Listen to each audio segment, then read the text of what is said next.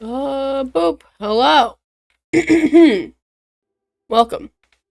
My mic too loud? I don't know. Who knows what's happening? Toes. My mic was quiet and then I turned it up. Now I think it's too loud. Excuse me. Sorry if I'm loud. Anyway, Genshin Impact. We all know it. We all love it. Anyone that says otherwise, don't talk to me. We're gonna be playing through the next Archon quest, which is Act 4, Act 5. I can read. I'm pretty sure there's one after this too, but we're gonna start with this one, obviously. And we'll see if I play the other one. Because it depends on how long this one is. I don't really know where they're gonna go with the questline. The world has attempted to spoil me. And I've seen brief bits, but I still don't know where we're going, honestly. Because it's like, we just defeated, like, the bad guy. So it's like, where the fuck are we going now? But I guess we'll see. I guess we shall see. Immediately takes me. Hi, Catherine. Thank you for waiting. I finished checking your adventurer handbook. Here are your commission rewards. Already did my commissions. We have no other urgent commissions on the books at present. Thank you for all your hard work lately. Perhaps you two could consider taking a vacation. Yeah, because that always goes well for us. Amazing! Paimon never thought we'd end up having downtime and not cry. Things were pretty hectic when we first got here. Everywhere you looked, it was either the Wild Hunt causing chaos or the Fatui stirring up trouble. The Fatui.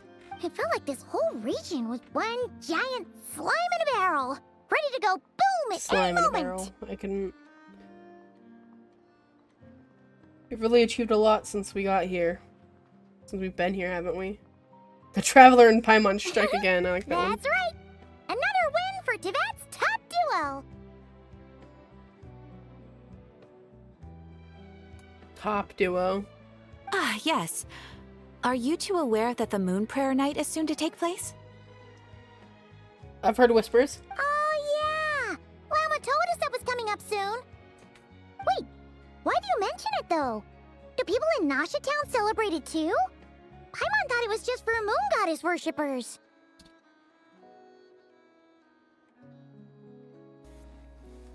You're partially right. Most people in Nasha Town just see the festival as an opportunity to do business. They do not concern themselves with the religious element. Bro, that's how I do Christmas. I'm just here for the presents and the cookies. I know the reason. The festival was first celebrated by the Frost Moon Scions. On this day, they would wear moon prayer blossoms and celebrate the birth of the moon goddess through song and dance. Moon prayer blossoms. They would also prepare food and handicrafts and give them as gifts to others. Over time, it became Nodcry's most lively festival. Oh, sounds like fun! Yeah, festivals are nice. Great! Nothing can go wrong at a In festival. the meantime, since Catherine doesn't have any commissions for us, let's focus on some personal business instead. Oh? When we first got here, you mentioned that this was where your spaceship landed? Yeah, that is what happened, yeah, We didn't apparently. get to follow up on it at the time, because we got wrapped up in that whole rare situation, but now we can finally start investigating it properly. Except we have no idea where to start. Well, there's a saying Paimon's heard around these parts, which goes, if you lift up a rock, you'll find something you weren't looking for.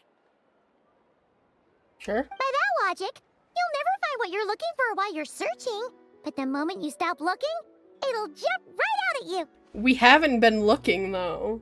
There was only that brief bit where we were like, can you, like, look at it, where we asked the llama to help us. Other than that, we've just been dealing with, Rear. Could be worth a try though, right? Anyway, Paimon suggests we focus on other stuff we want to do for now, and just keep an ear out for spaceship-related intel as we go. Yes, because the spaceship's just gonna fall out in front of us one day. We haven't seen Columbina in a while. She used a huge amount of power in the final battle against Rear and has been much weaker since then. I don't know if I can do anything to genuinely help her, but surely a little chat can do no harm. One thing that concerns me is we've seen no trace of the doctor so far. Why you say that? Why you say that, Aether? Why are we bringing that up right now? It's not the proper time to, you know, deal with that right now. Yeah, I'm pretty sure he shows up. I've seen some little tidbits of that, but nothing too big other than, oh, he's here, kind of thing. What's wrong? You look super serious all of a sudden.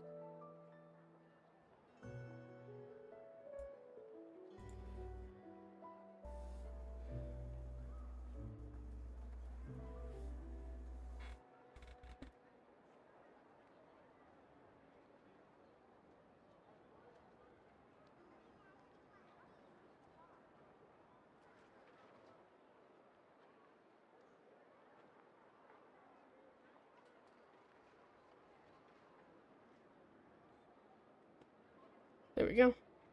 I'll just leave my Columbine and the doctor. Huh? Paimon gets why you'd be concerned about Columbina, but what does the doctor have to do with anything?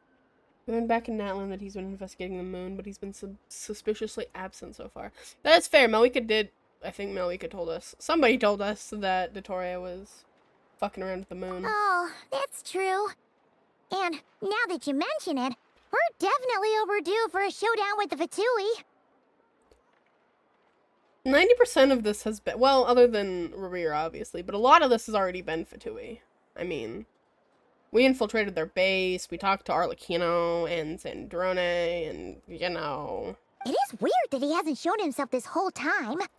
What could he be up to? Nothing good. Engrossed in one of his experiments, perhaps. True. Probably. Paimon would much rather watching deal from with the Marionette sidelines. anyway. She says the meanest things, but when it comes down to it, she doesn't seem like a bad person. She's a little annoying, but... yeah. Maybe it's the pressure of being a Fatus? Especially as a Harbinger. Does she feel like she's gotta act tough to keep up appearances or something? Maybe? Again, every time we headed out with Rhaenyra, she always wound up having to repair Polonia and her other robots. That's gotta sting. Losing face always hurts more for people who care a lot about their image. She's probably still furious about it. Paimon, I think she might have heard that. What? Is she here? Relax, she's not even here. Huh? I mean, that's fair. Catherine is one of her robots. What's the matter? Oh, nothing. Sorry, we'll be on our way now. Where are we again? Oh yeah, Columbina. Oh. Right, yeah. I thought it said, Let's go where to are we Columbina. again? I was like, me too, man. Where are we? Song of the Welcome Moon, Act 5, A Nocturne of the Far North. We are not even far north, though.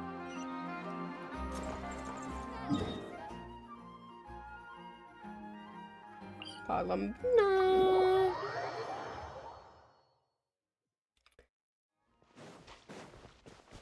Columbina, how are you? Don't mind me picking up this, even though I don't need it yet.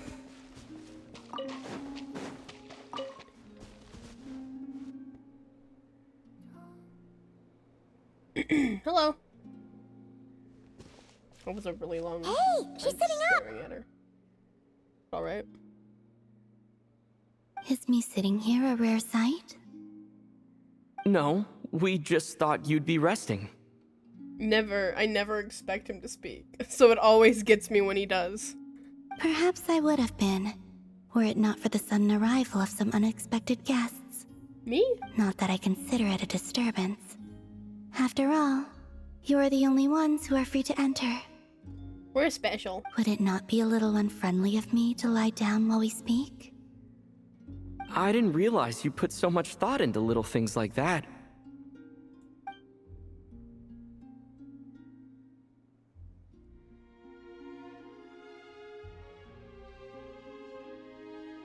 Only sometimes. There have been moments lately where I think about you and your companions. That's cute. They are warm, mysterious, and cozy memories. Very few of my past memories are anything like that. They say that travelers return home bearing bags full of souvenirs. But my luggage was empty, and I believed it would stay that way. Interesting analogy, I guess. Return home? So, you're still planning on returning to the moon? Yes. This planet continues to reject me, reminding me that I do not belong here. Which is weird. I haven't understood that because, I mean, yeah, on one hand, the world doesn't really worship the moon goddesses anymore. But they're still like, the 3 moons were still the moons of Teyvat. So unless it's just because of the false sky. I mean, I guess it could be the power shift, but I don't know. It feels weird that she doesn't belong If I here. remain in Teyvat, there will come a day that I Damn. disintegrate. And I don't mean reduced to dust, or turned into food for the flowers. I mean, I will cease to exist entirely. Okay. Alright then. Well, we're sure gonna miss you. But it sounds like we'll have to say goodbye. We could go to the moon. How do you intend to return? The moon prayer night is soon to arrive. On that day, the moon will be closest to Teyvat. How do they know when the moon's closest to The Teyvat? Kuvaki in this land will reach its peak at that time. I merely need to grasp the tide, and with relatively little effort. Oh, Paimon gets it! It'll work like a slingshot! You make it sound like she's gonna get blasted up to the moon. If I did that, I suspect I would crash into the false sky. Yeah, that's the other point. I will be using a much gentler approach. But I do like the analogy. It's Oh, didn't mean You to see? fail. She gets Paimon's sense of humor. Uh-huh. In the blink of an eye, the time has come to part ways.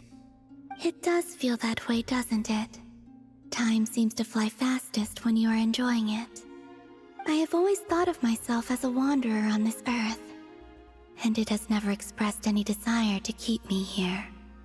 Yet, just as I plan to depart, it tugs at my arm. Is this a gesture of affection? Or is the world mocking me? Oh. Were you hoping I can answer that? Yes, you are a traveler, so you must have a lot of experience in this area. Then, what I would say is, enjoy the moment. That's right! Don't overthink it! Happiness is happiness and joy is joy! The point is to enjoy it, not analyze it! I guess so. I see. Then what I would say is, even though I am very tired right now, I am still happy. That's good. I can't tell from the tone of your voice. Oh, really? You don't think I sound happy? You sound the same no matter how you speak. I'm just kidding. I could tell you were in a good mood today from the moment we saw you. Ah, a joke. Albeit not a funny one. Damn! Okay. Anyway, I assume you're here about you-know-what. Give me your hand. Actually, it's not that. There's something else we wanted to discuss with you. When is she gonna understand that we don't really expect anything from her? Oh, then, do you still want to give me your hand? Or not? Sure.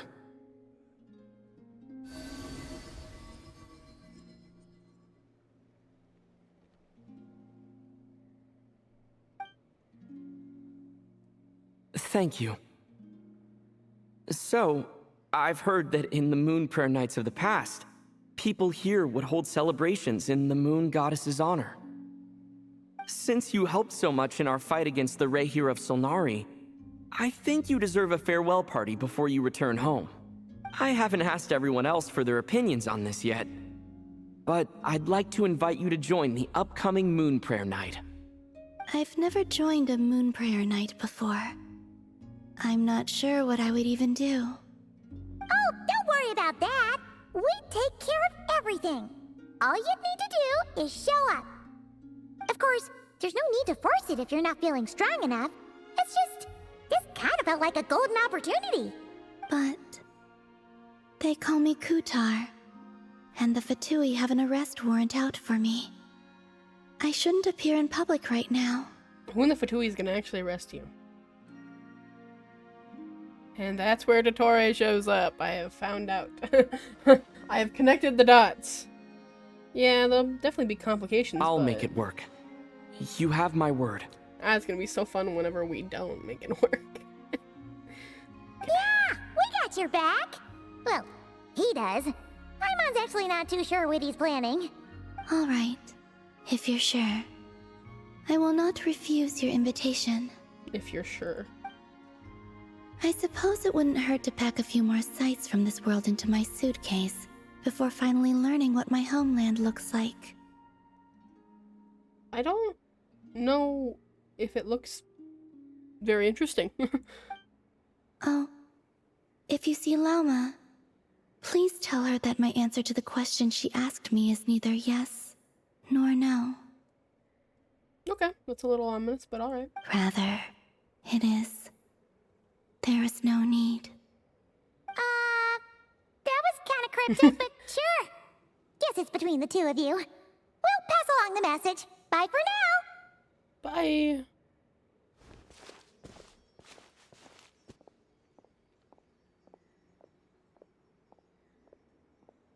Oh. The flower is going to flower. It's not a good thing, right? Because now they're purple. And they turn red when she's distressed.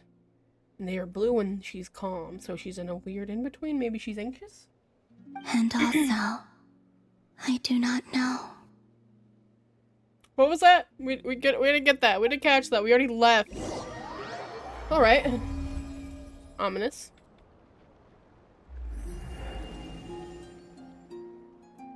Since she's agreed to join the festival, let's go see who else wants to take part. I'm Lauma's not walking all the way over there. There we go. Teleport. Let's go talk to Llama. Also, what exactly is your plan to keep her safe? Not sure yet. I'll figure something out. Where the fuck am I going this way? What? Are you serious? And Paimon even gave you her vote of confidence back there. When did you become so sneaky? It's gonna be our fault. She's gonna get captured and it's gonna be our fault. Hi, Varka! God, you're tall. God, he's a tall man. It's us! Huh? Varka? God, he's so tall. What are you doing here? Sorry. I'm fine. Look at him, though. God. He's like fucking Capitano height, bro. Beats me. I had a bit too much to drink last night, and when I woke up, I was on Hisi Island. Okay. Interesting. Mr. Varka is helping to oversee Nasha Town's preparations for Moon Prayer Night. He is here to go over some details regarding the decorations and custom cloth designs. Right, yeah, that too. What do you mean, that too? So the preparations are already underway? Yes. Celebrating this festival is a long-held tradition here in Nocturne. On this day, the crescent moon at the top branches of the verdant crest turns into a full moon, and the moon really? prayer That's cool. blossoms bloom with a special radiance. Our people take these to be blessed omens. That's cool. I guess that's how they tell. But how do they tell? Like, how do they know it's coming up? It's an especially welcome event coming off the back of all that nasty business with Rare. Everyone got put through the ringer recently, and now they're looking to turn their fortunes around. The big shots in town all agree that a big, lively celebration is just what we need to rebuild people's faith in this place. No wonder Catherine said the people weren't so bothered about the religious element. That's right. It's become more of a local custom by this point. The celebrations have little to do with whether the religious stories behind this event are true or not. Even the Frost Moon Scions are eagerly awaiting the coming of Moon Prayer Night, despite now knowing that their past beliefs were founded on a falsehood. That's fair. It's a bit like the Lantern Ride in Liyue. It's a chance for people to enjoy themselves, not debate the existence of the Adepti. Although in their case, the Adepti definitely do exist. We met plenty of them. Oh, one other thing. We just went to see Columbina. We went ahead and invited her to take part in the festival this time. Hope it's okay. Wait, so... you mean she agreed to it? Huh. That's quite a surprise. We're her bestest friend in the whole Then wide world. I suppose that she intends to return to the moon on that day. Oh, yeah. It's kind of a complicated process, but basically, it's like a slingshot. She probably shouldn't have endorsed your metaphor. I understand. In truth, I had a feeling that she might make such a decision. Well, if Kuthar has decided to participate in the festival, we should prepare accordingly. Yeah, exactly. She was saying how it could be risky for her to show her face in public. We were wondering if there was any way we could hide her. Unfortunately, the people who carved the statues did an excellent job of capturing her likeness. It will be very challenging to hide a goddess whose face everyone is so familiar with.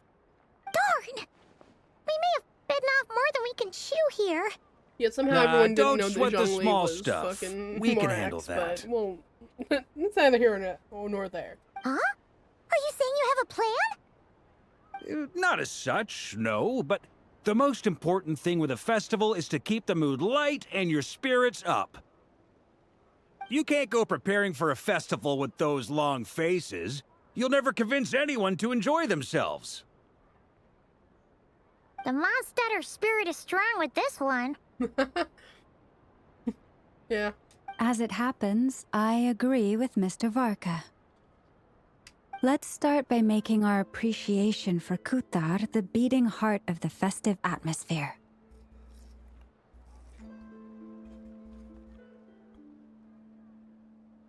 It's the fact that I can already see how this goes wrong.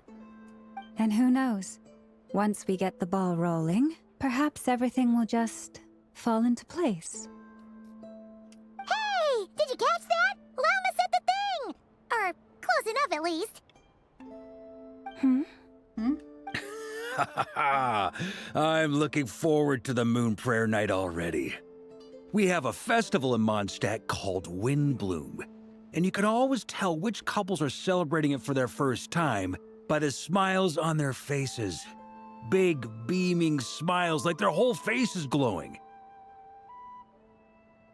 And I have a feeling we'll get to see that same smile on the Moon Goddess's face at this festival. Maybe. Not quite the same, surely. Anyway, I'll take care of business in the city, but I'll have to leave the decor up to you and the Frost Moon Scions. No one else can capture that traditional aesthetic quite like you guys. But lastly, there's the final key element that brings the festival to life. Companionship. Companionship. Before you leave, let me show you something that we've been preparing. Mr. Varka had asked to see it already, so you may as well tag along. Also, I have some further questions about Kuthar's decision.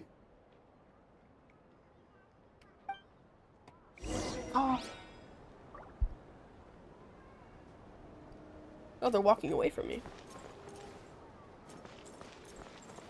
What the hell? What the hell? I can't even stand behind this. What is this shit? I know they're waiting for me, but I'm busy. God damn it. I'm too tall for this one, and I don't have any short characters on my team. And I can't do the tall one because there's a drum behind it. What is this shit, bro? I'm not even tall enough for it. Damn. Anyway, now that I've talked to that. Huh, I get distracted this? easily. My bad. They sure look like they're having fun. They're banging on the I drums, bro. believe so. Kuhenki seem very skilled at playing drums like these, although I'm not sure where they learned it from. Maybe it's an innate talent? In their eyes, they're probably just playing with toys. Oh, it's the big Wanatar! You want to play too?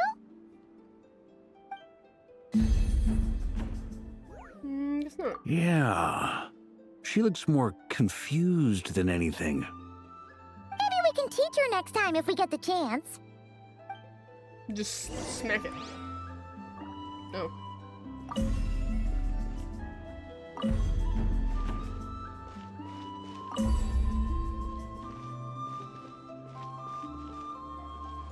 Give me the ability to play the drum, bro. Cute. Anyway. What Hi. are these floaty things? Moon veils. They're We very hang pretty. them from buildings in the city during the festival. When How? you look at the sky through them, it creates a lovely misty effect. They're not even real. They're very pretty though. I do like them a lot. And they're walking away from me again. Everyone seems hard at work. Excuse me? Everyone seems hard at work. They are preparing items for Moon Prayer Night. For instance, the sculpture being made over here. Mr. Varka and I Whoa. were just finalizing the details of where it will be placed. Very pretty. Ah, there she is. I didn't know the finished article would be so large. Not to worry, though. All the necessary arrangements have been made. Just let me know once it's ready, and I'll get some people to ship it over. How heavy that thing's gonna fucking be, bro. You have my thanks. And over here, we are preparing a very traditional confection. They did look like candies. Oh, look at all these colors! It looks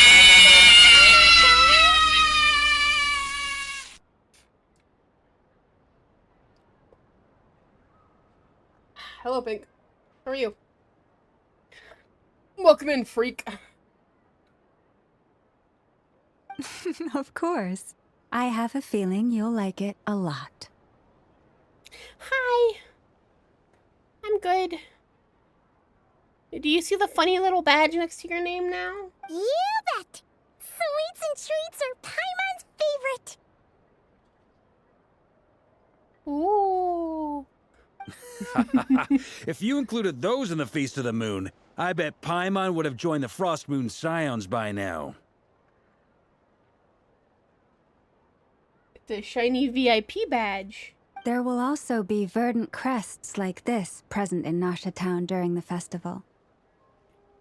The timing of Moon Prayer Night is not completely set in advance. We make a rough estimate, then observe the changes in the verdant crests and moon prayer blossoms to guide us. As such, We're having a the festival. wait itself I'm sure it's is gonna a go fun completely feature of fine and this nothing's gonna particular go wrong. festival. And Columbine is not gonna get kidnapped. That is exactly what I think is gonna happen. Look at Varka. He's such a tall man. Sorry. Tall man.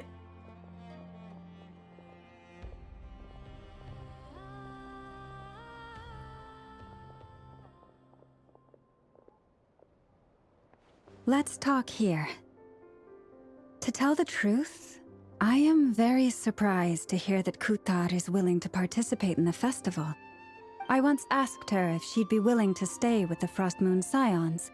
I could introduce her to everyone, and we could be a family to one another.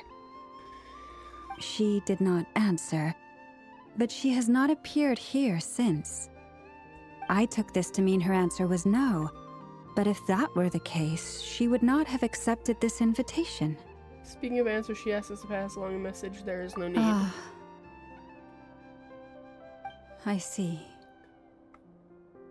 Maybe she is right. Maybe the Frost Moon Scions of today no longer need a moon goddess. But my wish was not for her to come here and be worshipped as a deity. I simply wanted to offer her a place to stay. I'm sure she believes that showing herself here might invite Fatui intervention, and as such, she does not wish to cause us trouble. But what really pains me about all this is that this is her birthplace. She ought to belong here, yet no one has been able to grant her shelter. And she keeps saying she's gonna disappear if she stays. But this is where she was born. She's never been to the moon. I think I'm qualified to weigh in here. Are you? When someone's about to depart on a long trip, What they need is blessings, not burdens. We should wish her the best, not make the journey harder than it already is. Okay. Anyway, she's agreed to attend, hasn't she? All we need to do is simply respect her decision. I see your point. Yes, she will soon depart after all. Our job is to leave her with some happy memories. Besides, who's to say her journey to the moon is a one-way trip? It's not like she can't come back and visit if she wants, right? Paimon agrees wholeheartedly. Festivals are all about having fun, so let's keep it simple. All right, I'm gonna head back to Nausea Town soon. Want to come with? I'm guessing you have some other folks to visit there. Sure. Sure thing, let's go! Bye for now, Wilma! Bye, Llama. Thank you all. Goodbye. Still such creepy ass fucking statues. Are you just gonna boop me over there? A traveler needs blessings, not burdens. Sounds good in principle, but will blessings alone be enough for Columbina? The stone has shifted, is that what that said? I want to show you the fancy little decorations they have though. If you're still paying attention. Look, they're so pretty! I want them. They're just like floating veils, but they're so pretty. And the gems, they're so pretty. I want all of them. Also, I can play the drums.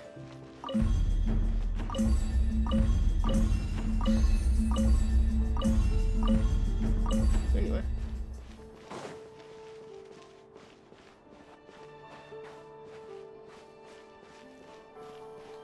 Is there anything else? Any interesting decorations that I didn't see? I'm pretty sure they showed us everything. Over here are the candies, which they're very bright and very big. And I'm stepping on all of them. Balloons! I need these. Okay. To Nausea Town we go.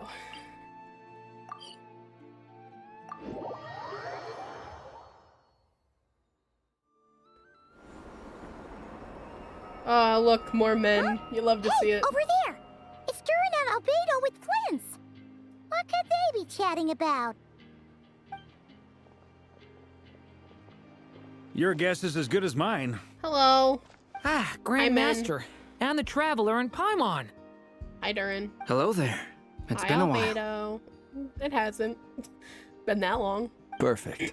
We have some new volunteers for our investigation. Hi, Flint. Sorry, what investigation? Wait, let me guess.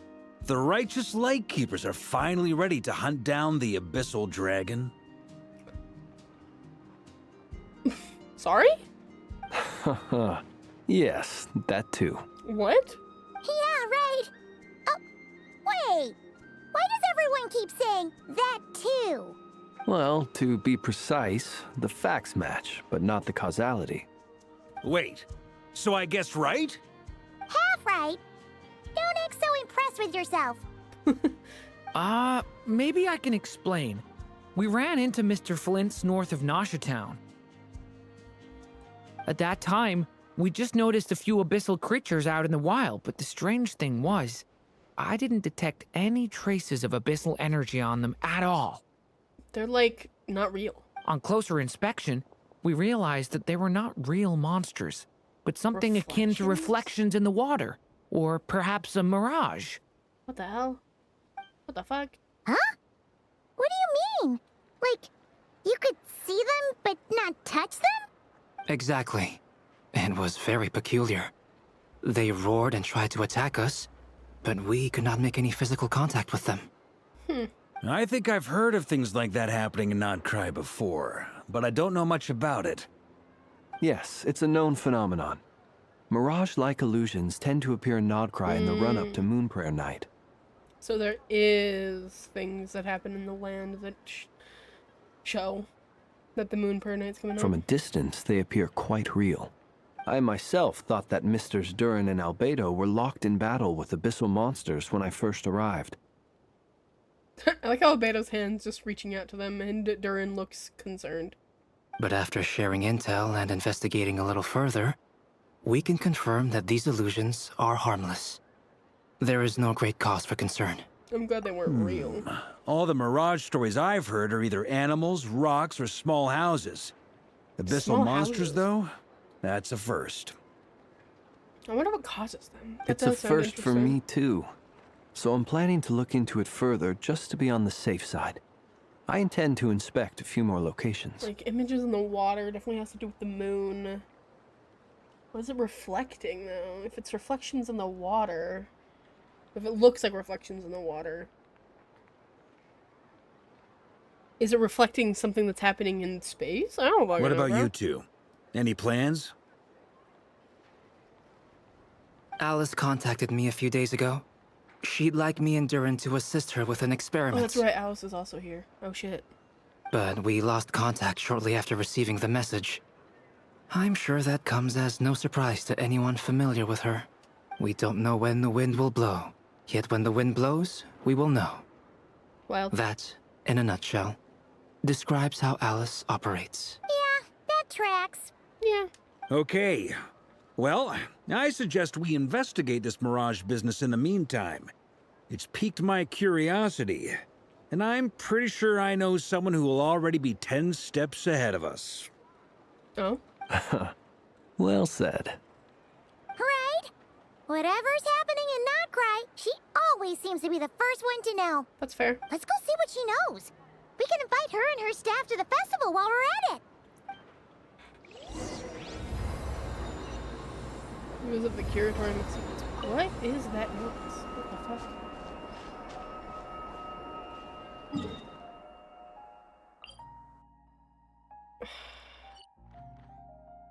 To walk there. Okay.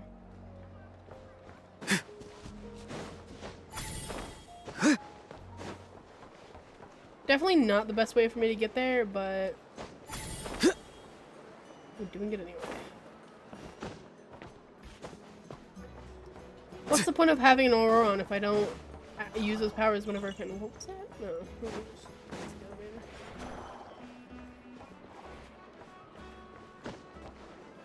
I could walk there. Or I could fly. Nope, I didn't jump. Fuck. I guess I will walk there then. I was making sure that wasn't something I needed to touch. Where do I need to go? Oh, there it is. Let me in!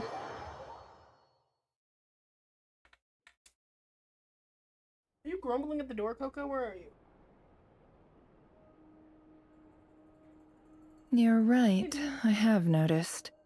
There's certainly something a little fishy about this situation. Only a little, though. Records indicate that this phenomenon can occur in the days before and following Moon Prayer Night. That said, it has always been a rare sight in the past. The odds of encountering these phantoms are similar to looking up in the night sky, happening to see a shooting star, and managing to make a wish before it disappears.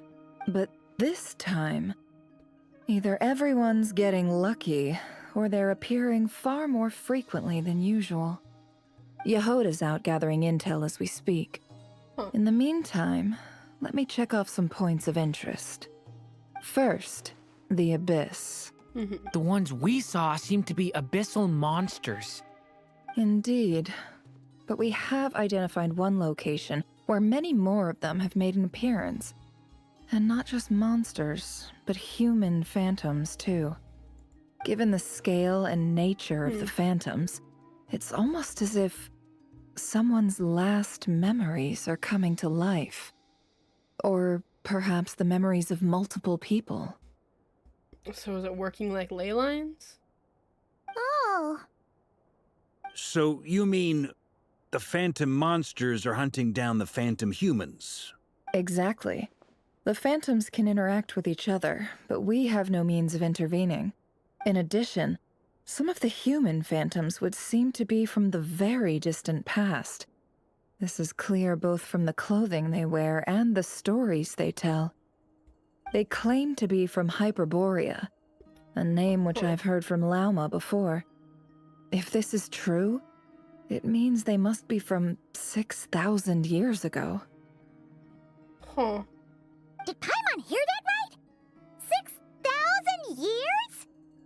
Why'd you Why are you holding up 4 fingers? It sounds like this merits further exploration.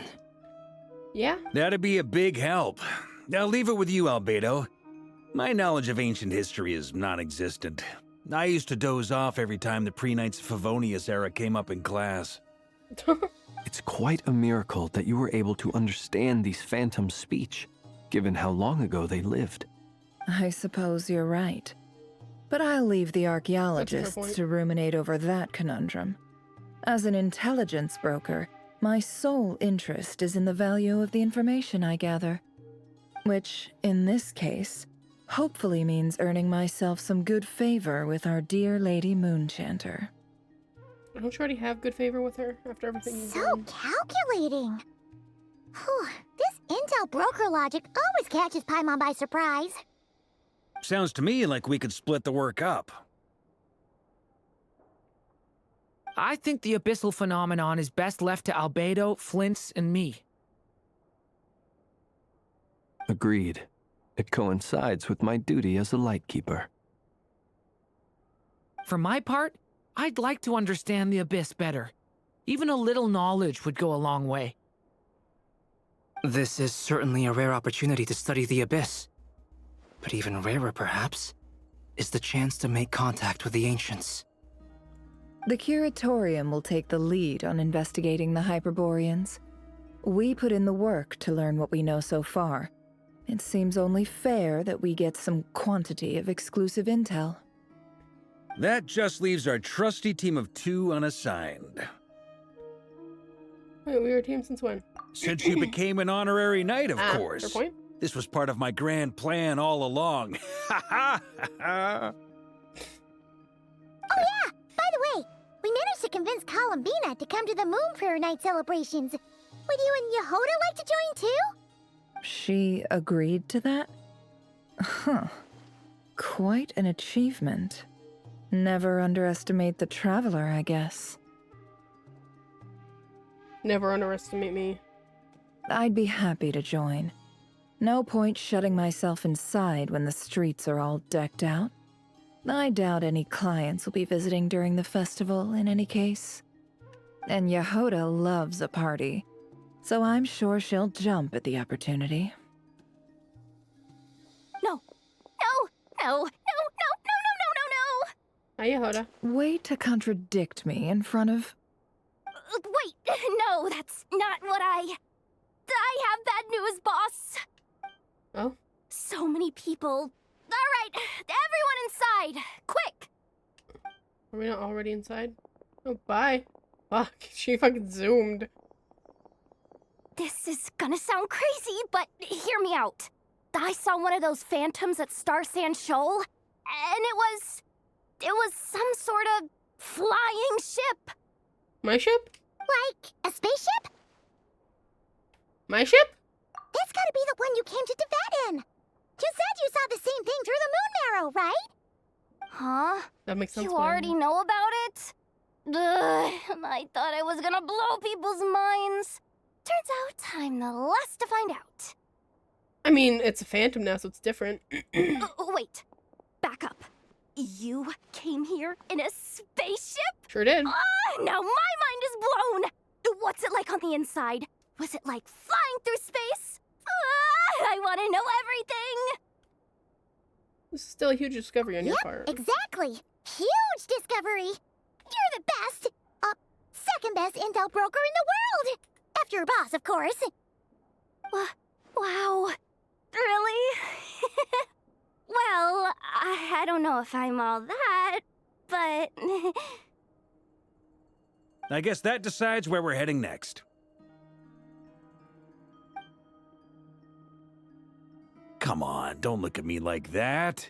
I know the spaceship doesn't have anything to do with me, but you don't want to leave me as the only one twiddling my thumbs, do you? Please?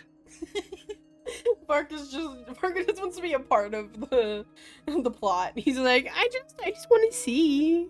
Please let me come.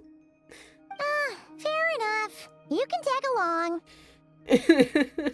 That's really funny. In that And case, really cute. let's meet back here to discuss our findings once we're done. I wish everyone a productive investigation. Yeah, as much as I love the spaceship, their stuff seems interesting as shit too. Oh, we're gonna see it too. anyway because we're gonna get the Flash to be but we might be able to see both actually. That'd be cool. What's up, boss? Aren't we gonna head out? Tell me, Yehuda, when did the Curatorium start giving out intel for free? Oh, sorry, boss.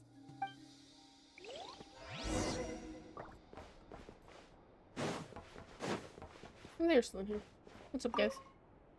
We can't unshare information any more than water spilled on sand can be put back in the bucket. I'll just have to balance the books some other way. Please, boss. There's gotta be another way. Who knows?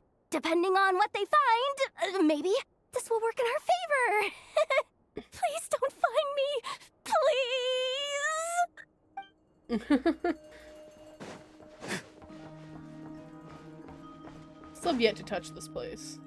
I assume I can't do anything with it if I don't have Nefer anyway.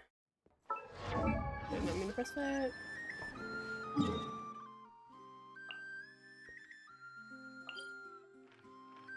This is where we landed? Huh.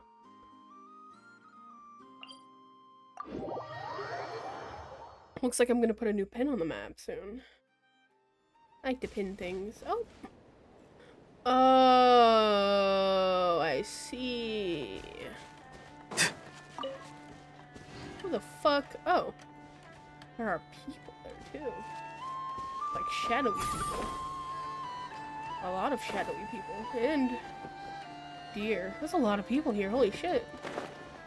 Why are there so many people? I wanted to look. God damn it. Wow, what do you know? Yehuda was right on the money. This Phantom really is your spaceship. But that's so weird.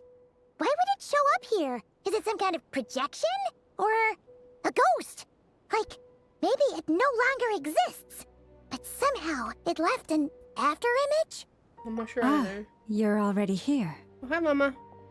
Miss Lauma, what a surprise.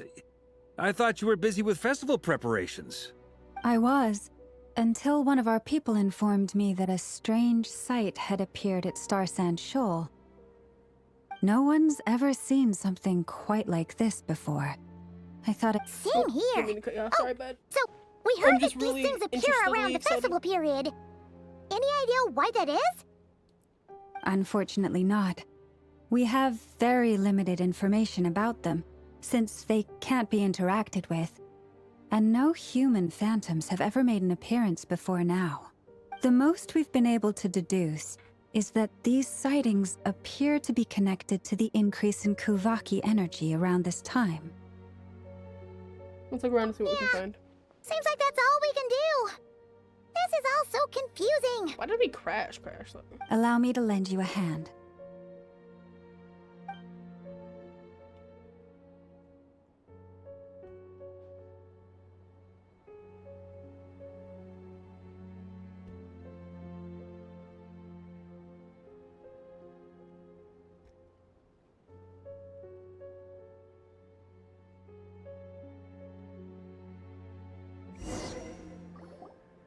Everyone, our friend here should be able to provide us with some information. Why can't we just talk to the people?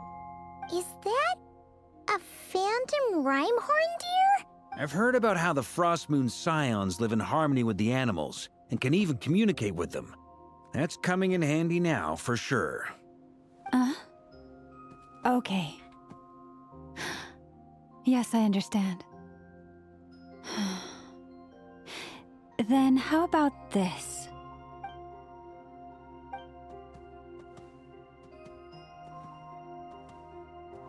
Oh, it's leaving. It appears to share our curiosity about this giant spaceship, so I asked it if it wouldn't mind investigating along with some friends. In return, I told it about some nearby spots where the wild fruit grows abundantly. We may live in a different era from these phantoms, But I trust that the terrain, climate, and ecology here are more resistant to the effects of time than some things are. 6,000 years though? Well, actually, I guess this wouldn't be.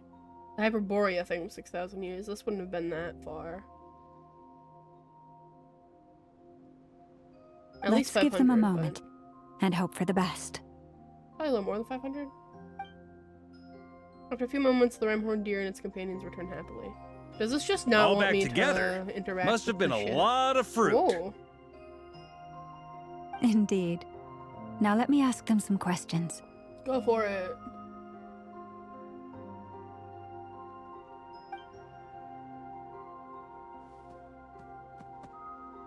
Hey, Coco. It did find a lot of wild fruit, enough for them to feast for a long while. This puffin circled in the air several times, but didn't spot anything out of the ordinary. Certainly nothing to do with the spaceship.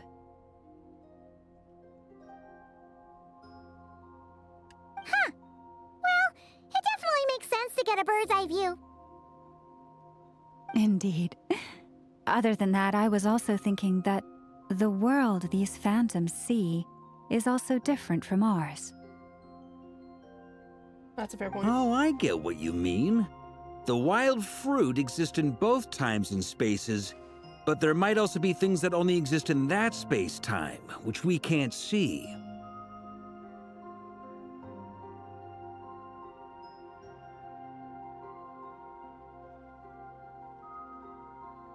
Because we don't see their whole world. We only see small Good pieces. point. Great thinking, Llama.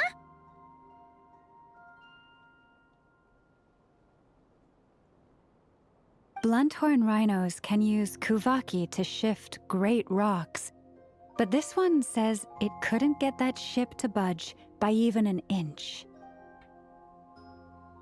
Damn. The sniffer mole tried too, but despite being a skilled digger, it could not get through. They say that the spaceship looks robust and undamaged. It seems completely impervious to any and all attacks. Whatever lies within is well defended from harm. That's good. So, just like us humans, there was nothing they could do about this spaceship either. Yes, still, they deserve our thanks. We tried. We are grateful for all your efforts, dear friends. Now go, and enjoy your feast. Bye-bye. I've noticed some other human phantoms gathered nearby. Come on, let's go talk to them. Those are people. Are you just wandering off? Oh. Oh, you're not real when I touch you. It's freaky.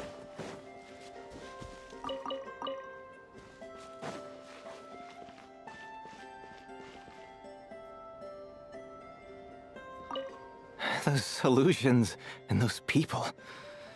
It's all a little creepy, don't you think? Nah, all part of the festive atmosphere. A festive atmosphere. They also don't exist. I can't tell anything distinguishing from their fucking phantom bodies.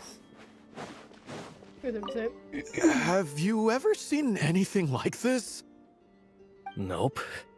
Never seen or heard anything this weird.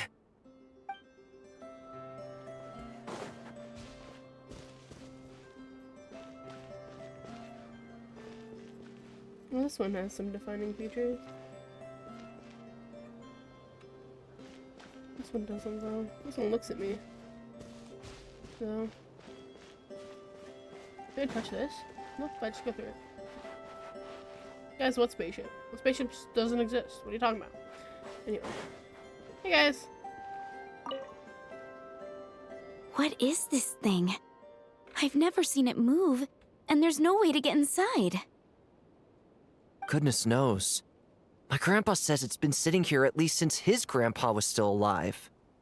This is already some time. What about his grandpa? Did he say anything to your grandpa's grandpa about it? Huh? I don't know. In all likelihood, it was here back then, too. Hard to imagine something this huge could move. Guess that means that as far as they're Why isn't it here concerned, now? this ship's been around a long time.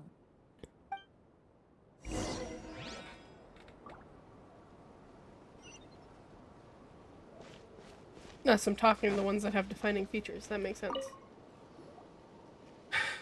Come on, brothers. If we can get even a small chunk off of this thing, it's gotta be worth a fortune. Today is the day we strike it rich. Huh? You mean Paimon? Yes, brother, I shall join you. Let's make our fortune. Parker just fucking plays along. We should go with them. What the? This thing is crazy tough. I can't even scratch it. What's it made of? Sorry, brother. Looks like we'll have to seek our fortunes elsewhere. Enjoying yourself? I was just seeing if I could influence this phantom's perception by playing. But nope, no dice. I guess that's fair. I'm sure we're all starting to build up an idea of what's going on here now that we've spoken to some of the people. Not really. Just that it's been here for a long time and no one knows why. These phantoms are reenacting real historical events in Nodcry. It's almost like we're in some kind of interactive stage play. We can talk to the actors, but the plot is fixed and we can't influence it. It makes sense. History is set in stone. The objective facts of the past cannot be changed.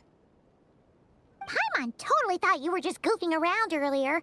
But actually, you were doing some serious investigating. Of course I was. Anyway, at this point, I think we're forced to conclude that although the Phantom spaceship is right there in front of us, we aren't going to learn much about it from these people. If only this showed the moment when my sister was searching for me, maybe then I could have discovered why she wasn't in the spaceship. Or if it showed the moment when it disappeared, I might have found out who was piloting it and where they were headed. But no such luck, all we've seen is an arbitrary moment in time during its long stay here. Don't be discouraged. If nothing else, this is proof of the ship's existence. And think about it. So many people tried to hack their way inside, but no one could get the door open. It's made of very tough material. To me, that says that we'll either find the ship itself or the story behind it. It's just a matter of time. Thanks, Varka. Every now and then, when Varka gets serious, he actually does seem like Grandmaster material for once. He's capable. I wonder how the others are doing. Let's head back for now. Alright. Sounds good. Also, drinks are on me if Team Knights of Favonius is the first to finish. Wait, we have a team name now? Am I in Team Knights of Favonius as well? You're very welcome to join. We've even got a cathedral ready for you. Yeah. Isn't that technically blasphemy? You wouldn't dare make a joke like that if Barbados was in earshot. Yeah, you would. Nah, I'm sure Barbados doesn't mind a little harmless blasphemy once in a while. Harmless blasphemy is crazy. Are you bamfing me away? I wanted to pin that area on the map. Oh shit. That's a Conrian. I know a Conrian when I see one. Oh, no! Get away! Durin, you can't change what's going on here. Oh. Though it's cute that you want to help.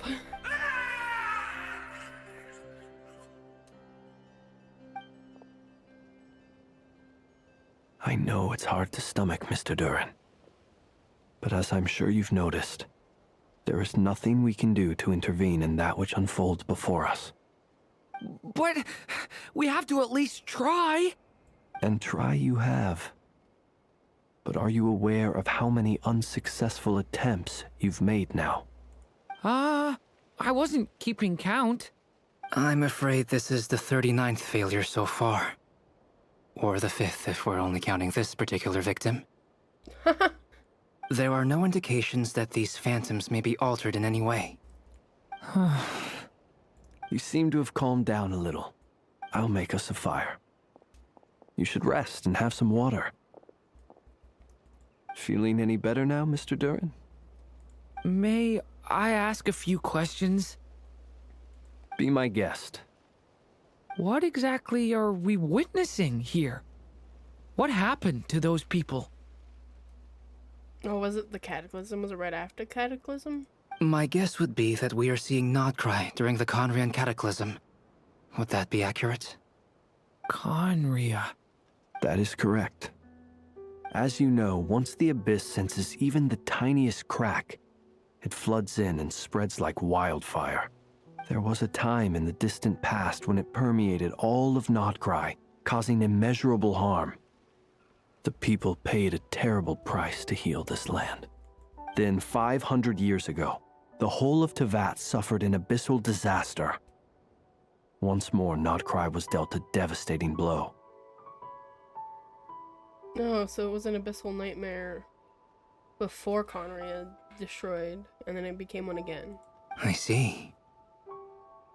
In the face of the abyssal onslaught, all were like grains of sand tossed around by a tidal wave, be they human, fae, or god.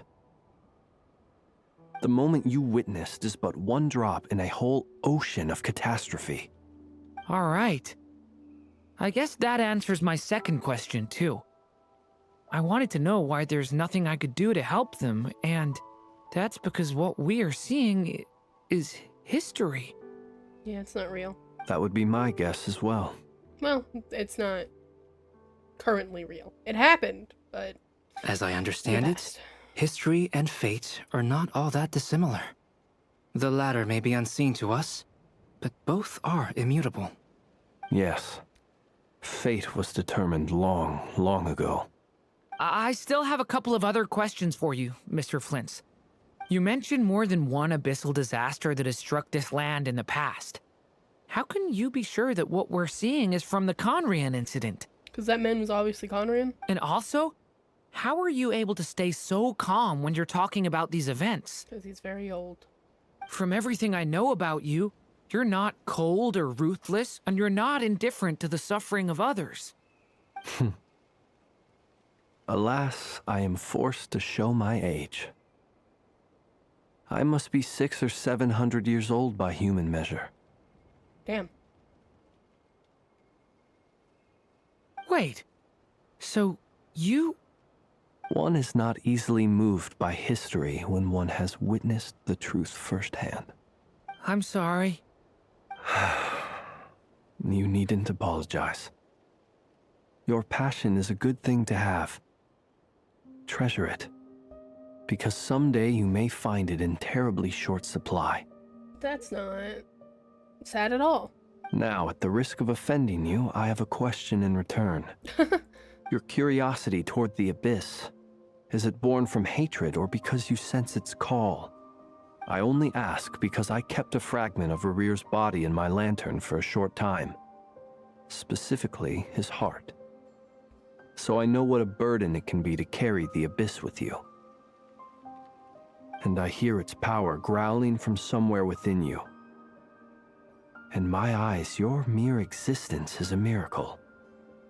My honest answer is... I don't know.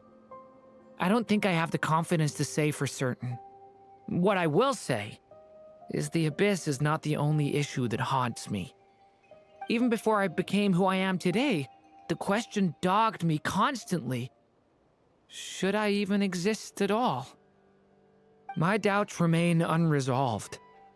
But when we fought Rarir, something became a little clearer to me. Sometimes it is the darkness within us that allows us to achieve the impossible.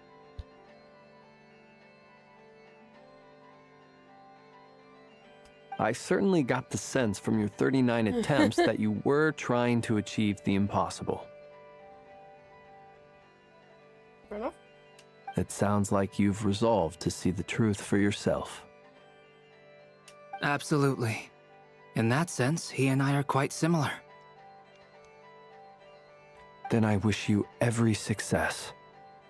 I look forward to the day of your transcension. Well, if everyone's caught their breath, I suppose we should head back. Oh, and one last thing. I'd appreciate if you kept our discussion about history a secret.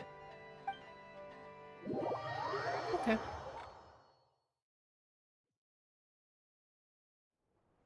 Incredibly, our separate investigations led us all to the same conclusion.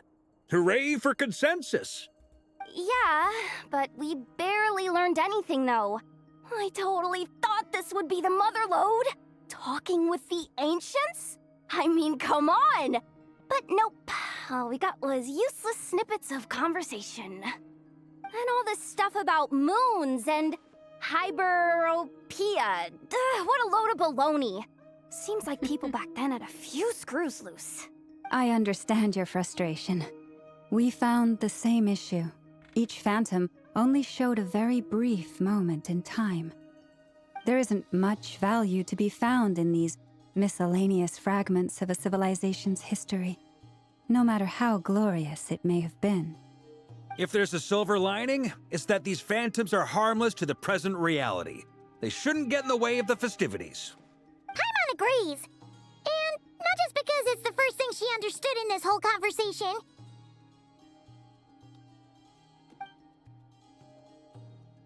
You look disappointed, Nefer.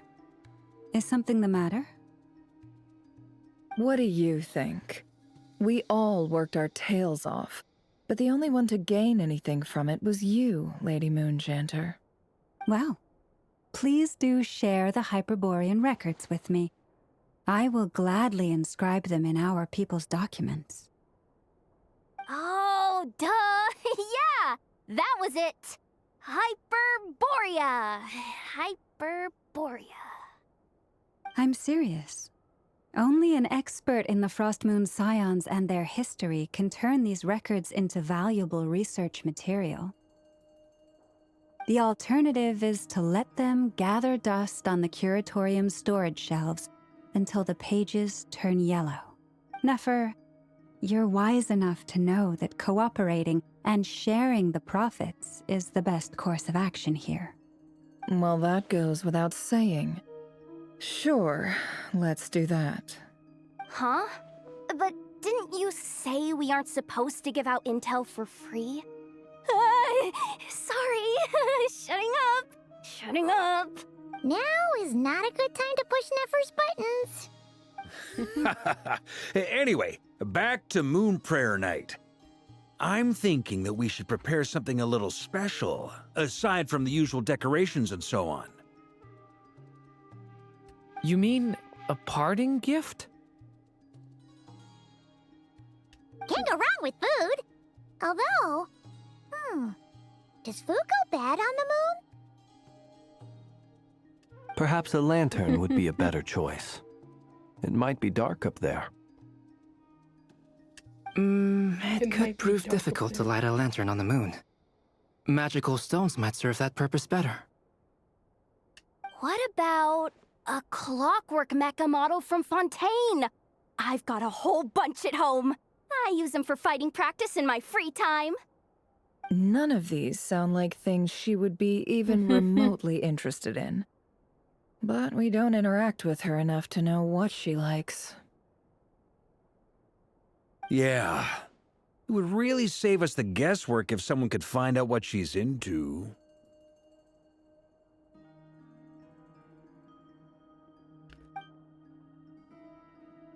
Wait, what the? Traveler? They're all looking at you.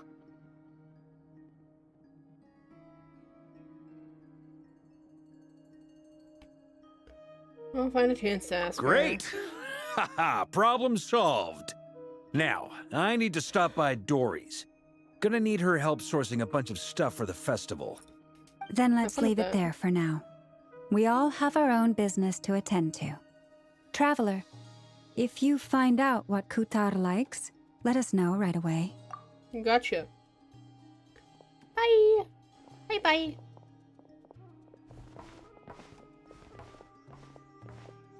Is something the matter? That's my line, Durin. I'm fine. It's just... I'm still feeling a little rattled after witnessing the horrors of the Abyss. But it's okay. This is something I have to work through. I'll be all right. Thanks for your concern.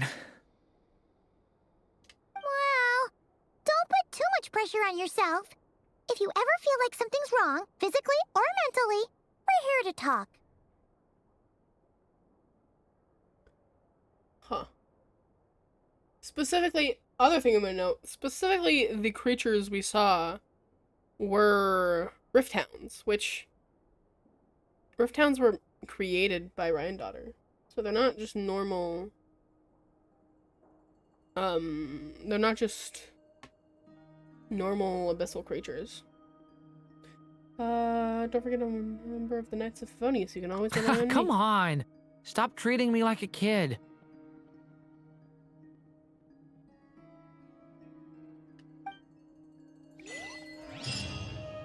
An illusory dream. Hey guys, I like how these guys are just a trio now. Which is why we need a lantern guaranteed to work on the moon. It's funny. Yes, I have a few ideas, but the lantern itself is the easy part. The real issue is how little we know about the lunar environment. Wait, you two are serious about this? Let's just say I'm intrigued by the shining magical stones that Mr. Albedo has mentioned. He does like stones. He does like gemstones and fancy little trinkets. Fucking fey ass. Could you do me a solid and try to smooth things over with Boss Neff? Pleading with the cat. I never. You should get going. It's important that we ascertain what Kutar likes. Okay. Well, Rebecca is also over here talking now. Miss Lauma, would you accompany me into town? I think it'd be best if you saw the Frost Moon Scion's decorations for yourself. Very well. Let's go. One day, Varka. One day you'll be mine.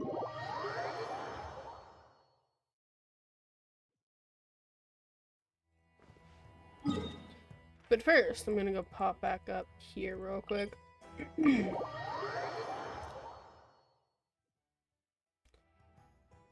No, it is still there. The people are gone, though.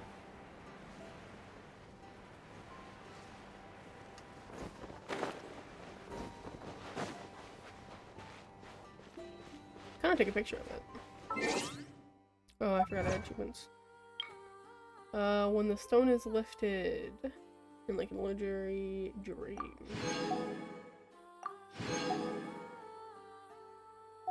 Cool, cool.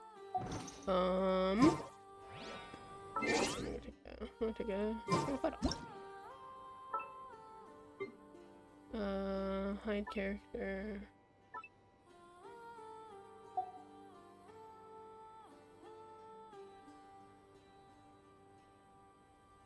Am I far away?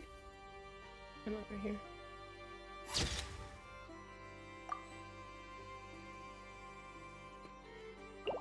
And then we'll take a closer up shot.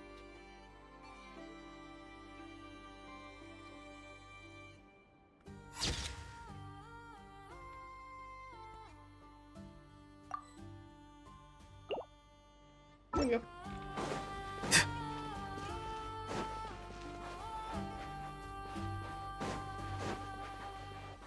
I'm sure I've already been in this hole.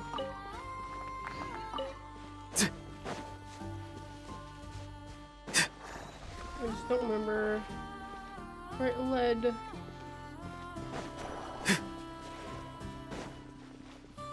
Yeah, there's very little I can discern from this.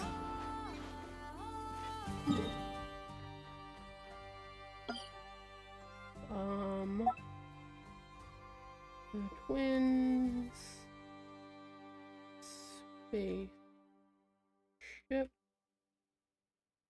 Landing.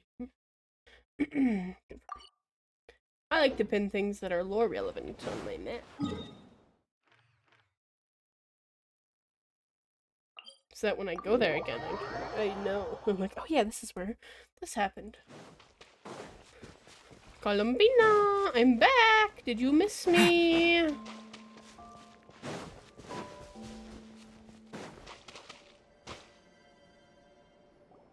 Columbina, we're back! Huh? She's not here. I can't sense her Weren't presence at there a all. few Kuhenki here last time too? Where did they all go? Maybe she took them out for walkies? That's really funny. Walkies? For Kuhenki? You're not pets, you know. Oh well, looks like we just came at a bad time. Let's try again tomorrow. There's still a few days until Moon Prayer Night, so we're in no rush. Besides, she needs time to rest anyway. That doesn't fill me with confidence. Here, let's go.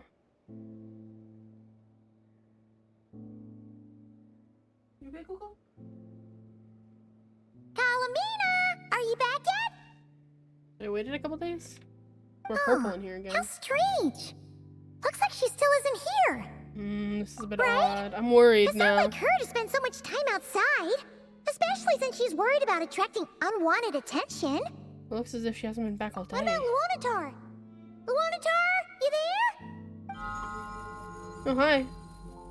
Hey! Do you know where Kalumbina went? Sorry, didn't understand. But if you know where she is, could you take us to her?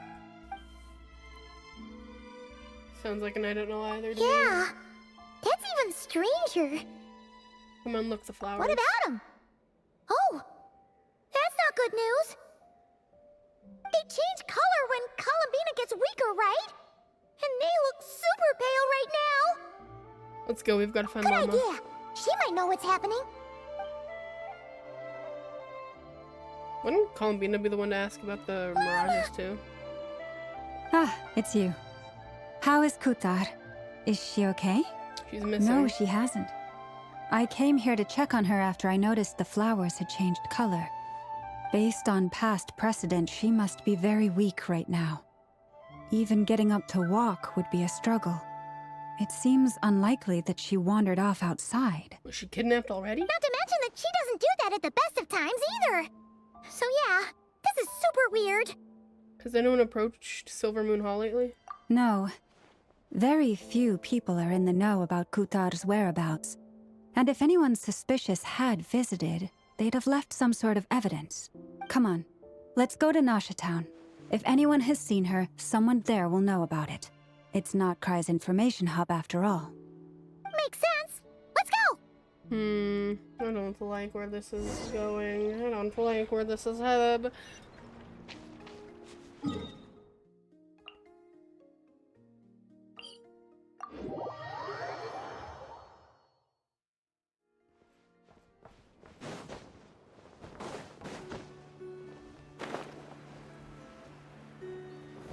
I was supposed to like mimic the walk to Nasha Town.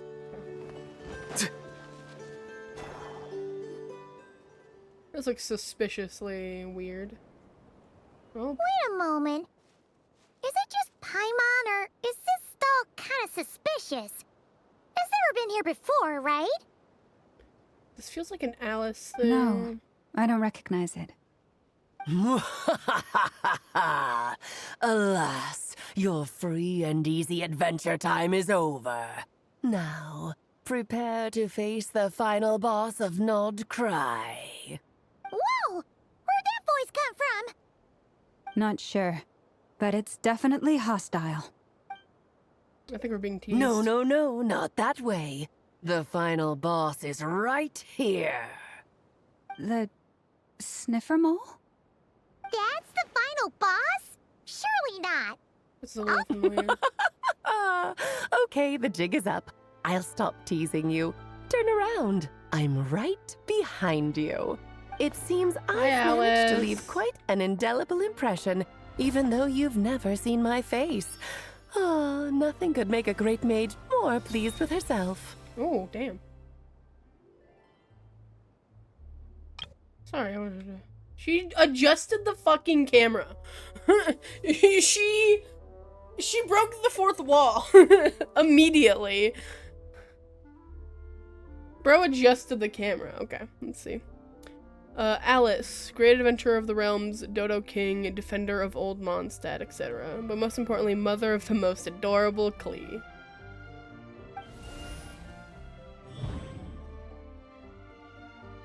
Quit breaking the fourth wall.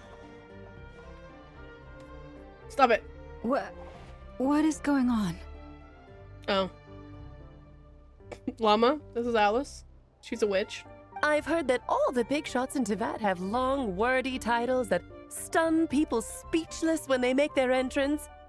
Unfortunately, none of them are affiliated with the Hexenzirkel, and we ourselves keep a very low profile. She's very pretty. The notorious name-dropping doesn't quite work for us. Still, I, for one, think I'm really quite amazing. So that didn't stop me from coming up with a title anyway. Alice? It's really you this time? Not a lantern or a Dodoko, but Alice in the flesh? She's got little Dodoko hair pieces. That's Oh, so cute. that's right. So, what do you think? How does it feel to finally meet me? You look like... You look just like Klee. Oh, that's the first thing you thought. That is what I A little thought, yeah. surprising, but that actually makes me very happy. Because that means that when Klee grows up, she'll be just as stunningly beautiful as her mother.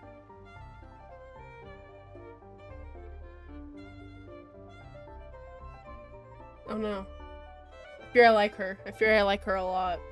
So she's I don't like women very friend often. of yours? I don't know what to do with myself. Kind of. This is actually the first time we've seen her in person. I see. Madam Mage, that was, quite a powerful entrance. I certainly won't be forgetting it anytime soon. It's okay, Lauma, don't force it. Paimon will do the honors. This is Alice from the Hexenzirkel. She's a friend of ours. And of Arcus, too. She helped us a lot in the past. That's right. She's a good person, just kinda... unpredictable. Well, what is the human heart if not unpredictable? Hmm? If we could not do as we please, how would we differ from machines? I am Lauma, Moon Chanter of the Frost Moon Scions. It is a pleasure to meet you. Oh, I know. Before you got here, I spent a good, 15 minutes getting up to speed on Nodcry's present situation. 15 minutes. In other words, I've read the whole in the last episode part, so we can skip the pleasantries. Fair enough.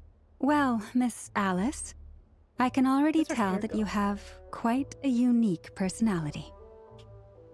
He'll get used to it. Paimon sure is. So anyway, what are you doing in Noctry, Alice? Oh, I thought I told you already. This time, I'm the final boss. Uh-huh. And what a formidable foe I shall be. Powerful, confident, decisive, and good luck finding my weak spot. You will never succeed. I'm gonna send a formal request for Dean to put you in solitary. Oh, drat. My one weakness, and you found it in an instant. Fate has been dealt a devastating blow. Thus falls the great Dodo King. Why are you playing along with this nonsense? Because I can do whatever I want, Paimon. For Shut up. funsies, of course. For funsies. What's wrong, Paimon? Are you disappointed in me? Am I a gigantic letdown? No, it's just... you seem like a busy lady. And this is the one time you've shown up in person. Paimon figured it would be for something more high stakes than just goofing around. You're quite right. I'm here in Nocturne because something big happened. Something big enough it caught the attention of the Hexenzirkel. It concerns the 3 moons, Teyvat's borders, and of course, the moon goddess you are currently searching for. You know where Columbina is? Kind of. Why don't we discuss this over a pot of tea? My main reason for coming on this trip to Teyvat was, of course, to have some fun. But I do technically have a job to do as well. Namely, maintaining the stability of Teyvat's borders. The stability of Teyvat's I'll skip over the complicated parts, but to sum it up, abyssal energies are all that lie beyond Teyvat's border. We'd find ourselves in a real pickle if they ever made it through. Why is that all that's out there? Like everywhere in space? No, because there's other planets. We know that. well, we know the planet that Skirk came from was already very abyssally influenced, but it was fine. But Sertologi's been to a lot of different planets, though. I don't know. It's weird. It's weird. And the phantoms you've been seeing are a sign that the border has been disturbed. Ah, no wonder they tend to show up around Moon Prayer Night. Is it because the real moon is now so close to us that its power can cross the border? In part, but only a negligible amount passes through. Just enough to influence the verdant crests and so on. And as you've noticed, there has been an unprecedented number of phantoms appearing this year. The influence of the moon beyond the border cannot explain this. No. There is another far greater factor at play. The trilunar syzygy. The what? The what? You're saying big words that I've never heard before. The what? A trilunar syzygy. Syzygy. I feel like I've seen that word. Trilunar, 3 moons. Are they like aligned or something? Eons ago, before the heavenly principles came to Devat, it was the then 3 moon goddesses who controlled the laws of this world. Oh, that's exactly it! The 3 goddesses split these powers amongst themselves, promising never to consolidate them into one singular body. This was meant to keep the world stable. But, fast-forwarding to the present, the eternal moon's marrow is with you, while the iridescent moon's marrow, which should never have appeared in this world, has been retrieved. Add that to the presence of a moon goddess in the flesh and... That's fair, we did get the iridescent moon marrow from a different plane of existence, so... The power of all 3 moons is gathered here in Nocturne. There hasn't been an event like this since the War of Funerary Flame. What's that? And it's having a noticeable effect on Tevat's borders. Oh, so it has to do with... Okay, our moon marrow? Mune? Why are you so concerned about said borders now, if I might ask? Because I wish to give my darling daughter a peaceful, sunny environment to grow up in. Is that a good enough reason? Don't wink at me. Don't wink at me. Kinda sounds like you're dodging the question, but it does make sense. Well, that's one reason anyway, and the most important one. The others are a little complicated to explain. For instance, cleaning up after dearest Miss R. Granddaughter? Albedo could tell you more about that if you're curious. But right now, I have a more important question to ask you. Why are you collecting the moon marrows? Columbina wants to use their power to return home. I see. Nicole told me about that legend once. Nicole? You mean Mage Anne? Oh, so you remember. Yeah, we heard her voice in Fontaine. Yes, of course. That was a story about fate, her area of expertise. But back to the story of our dear moon goddess. I'm afraid her intended method of returning to the moon is unlikely to work anymore. Damn. Couldn't you help her get to the moon? You let Skirk in. Why couldn't you just let her out? Let fucking Columbina out. What does that mean? She may be missing, but she hasn't gone anywhere. She has disappeared. Sorry?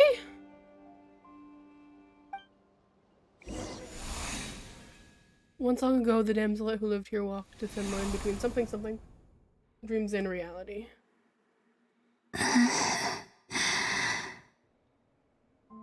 My body is so heavy. Wait, no. It's my mind that's heavy. My arms and legs are as light as a feather. What's happening to me? I feel drowsy, like I've been asleep for too long. Is it daytime or nighttime? Is the moon out? I think I'll go for a walk.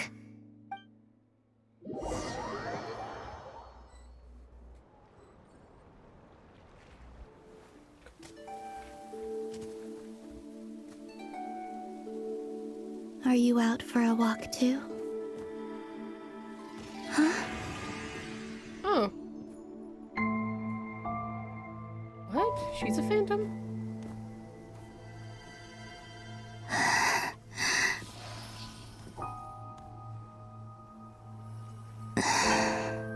The day has come at last.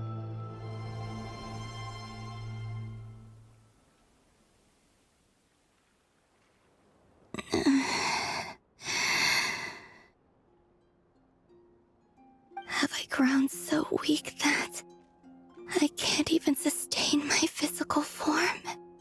But Moon Prayer Night is nearly here. I was so close to returning home. Death is near. Is this how it ends for me? Will I return to the moon after I disappear? Or... I don't want it to end like this. So far, at least, I still exist. Even if not physically, I can still feel. But as my power wanes, I'm sure that too will fade. I suppose I might take one final look at this world. The world where I was born. This may be your last chance to visit Frost Moon Enclave. Don't let it slip away. Come on! Come on! Wait for me! The Frost Moon Enclave. How much it has changed since I was born. These decorations, they're so heavy. It's times like this when you kind of wish men could be priestesses and acolytes. How fascinating. I've never had the chance to be privy to people's private lives in this way. In the past, people would get so solemn and serious the moment I showed my face. Like they were frozen stiff. Karina, Lametti, it's time to eat. Coming!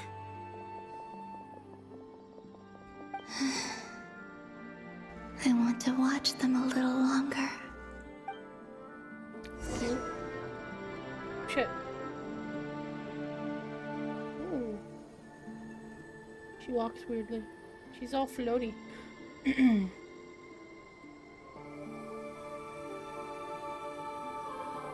Bouncy, bouncy, bouncy.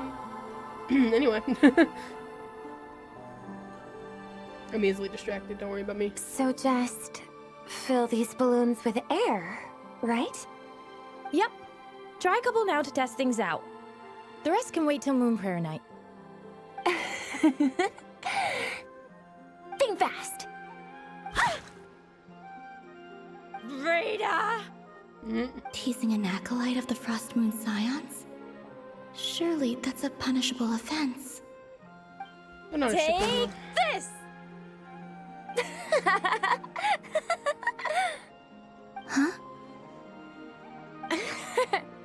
All right, enough horsing around. Lady Lauma gave us a task. We should get back to it. The task is just to check that the balloons don't leak, right? Doesn't matter if we fill them with air or water.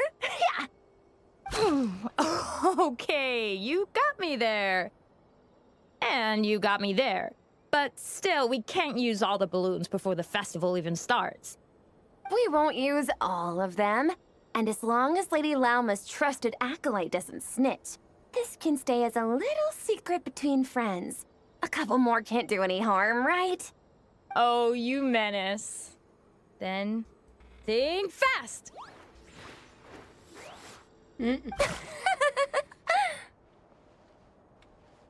Is pumping a balloon full of water really so much fun? Water balloons are nice.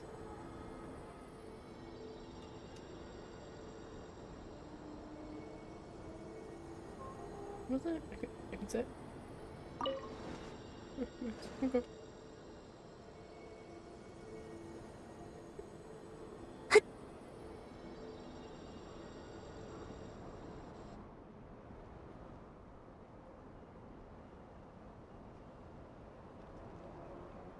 I'm sure you're both tired from playing all day. Come on, eat up. A plain, humble meal. That has always been the way of the Frost Moon Scions. Huh? How come Lamatti got a midsummer berry dessert? Oh, I always get Lockaberry. I don't mind sharing. You can have a bite of mine if I get to have a bite of yours. They're sharing food? I've never shared food with anyone before. Even at the Harbinger tea parties, everyone just ate off their own plate. And when I couldn't finish my food offerings from the Frost Moon Scions, they'd leave the leftovers out under the moonlight for the animals to claim. Hey! That was 2 bites! Oh, then you can have another bite of mine. Oh, you too. Oh, don't fret now. Here, have some of Granny's too. So this is what it means to be family.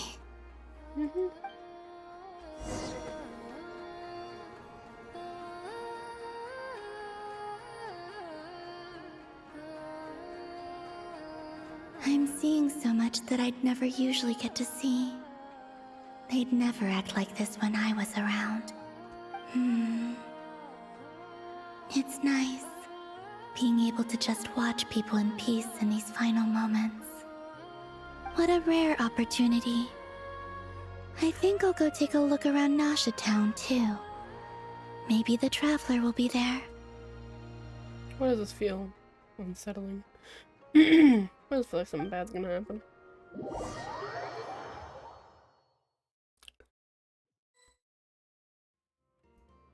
What was that?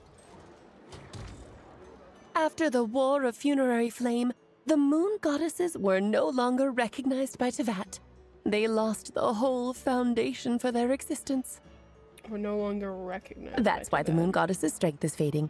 She cannot withstand the world's rejection of her. So after the war, okay, that makes sense. The world stuff is To be more pedantic about it, the moon goddesses did something to offend the heavenly principles, and that's why they were ousted. Something of a recurring theme in Teyvat's history. Yeah, something of a recurring theme in Teyvat's history, because fuck the heavenly principles. Theoretically, speaking so candidly should put me in their crosshairs too, but they can't tell me what to do. I'll say whatever I want. Fair enough. Anywho, the Moon Marrow energies were but a drop in the bucket for her, and that battle against the Ray Hair of Solnari only weakened her further. Fortunately, it happened close enough to Moon Prayer Night, when the Kuvaki concentration here is high. That's the only reason she managed to survive this long. What do you mean, fortunately? You said she disappeared. We're too late. Ugh, what a headache. I thought this was all common knowledge. I guess I have some more explaining to do. Okay, buckle up. It's time for another lecture. It's okay, I like information. Give me more. Now, I said earlier that the moon goddesses lost the foundation for their existence. Yes. The reason for that has to do with the natural order. Basically, the rationale for their existence in Teyvat was lost. Okay. The same logic applies to the present moon goddess, too. Consider her existence so far. Her comrades in the Fatui called her Damselette. And she was worshipped as Kutar by the Frost Moon Scions. But these connections have now been severed, whether by her hand or yours. So, the rationale that once sustained her existence is now gone. Wait, we did that to her? Oh, well, strictly speaking, yes. What? But let's not start pointing fingers, shall we? I'll only end up as the big bad villain, and that's not the kind of final boss I want to be. Okay. I'm making light of this, hopefully that means you have a plan. Of course I do. I'm only the greatest mage in the whole entire world. Now, if you wish to find your moon goddess, there are 2 problems we need to solve. Firstly, we'll need to strengthen the connection between her and Teyvat, at least enough to sustain her until Moon Prayer Night. How do we do that? Strengthen her connection. But does that mean I'll have to rally all the Frost Moon faithful behind this? I'm afraid a bygone faith and a former home won't be of any help to her now. Do you know her name? Her name? Oh, yes. Names are very important things. A name is a fundamental concept that anchors one's entire existence. I asked her once, but she said she didn't know. Then your first job is to find it. As a moon goddess, I'm sure she must have a name she identifies with. Neither Columbina nor Kutar is her true name, and she's never really accepted either of them. So, finding out her real name is enough to sustain her existence? Yes, I know it sounds like a small step, but every journey begins that way. So for now, that's all we need to focus on. The second problem is with her plan to use the moon marrows to return to the moon. Unfortunately, piercing through the false sky will take an enormous amount of power. Given her current condition, she won't be able to provide anywhere near enough power, even if she recovers her physical form. But no need to fret. Nicole's the expert in this field, and I'm sure she'll figure something out. Wait, Mage N is going to help us out too? That means we've got 2 Hexacircle mages on the case. This is turning into a pretty big deal. Actually, this is more of a side quest for me. Damn, okay. Like you said, I'm a busy lady, so I can't stay for too long. I'll have to return to Tevat's border soon. Where is Tevat's border located? Like, is there a hub that you exist in, or what? Thanks for telling us all this. That's the upside you get for looking out for my little Klee. Hopefully that will incentivize you to carry on keeping her company in the future. Klee is very cute. I will always keep her company. Anyway, jokes aside, you'd better get moving. It will take quite a miracle for the moon goddess's consciousness to hold out till moon prayer night. Okay. Oh, I suppose I might as well tell you where Nicole is before I leave. Off you go now. Time to meet your new friend. Oh, yes, and a little suggestion. Don't forget to mind your heads. What's that mean? What? I wonder how Durin's doing. I should really go see him before I head back. You really are super busy. I most certainly am. There's so many children I have to keep tabs on just in Mondstadt. Durin, Albedo, Venti, Varka. Are there unexpected names in there? Klee didn't make the list, huh? Of course not. Klee is my pride and joy. I have no qualms about her, because she's the best child in the whole wide world. Fair enough. Oh, yep. Klee's a little angel. I'm glad you agree. Well, all the best. See you when I see you. Bye, Alice. She left in a hurry. Yeah, she didn't pack up her stall. Should we handle it for her? It does less necessary major of her abilities than need our help. I must say, I'm now very curious about her daughter. Klee, wasn't it? What's she like? That's a long story. Come on, we'll fill you in as we go.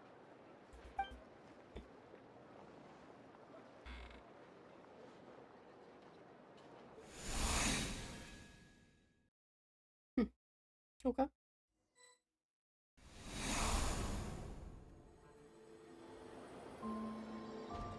Oh, is this right after we left? What a lively place.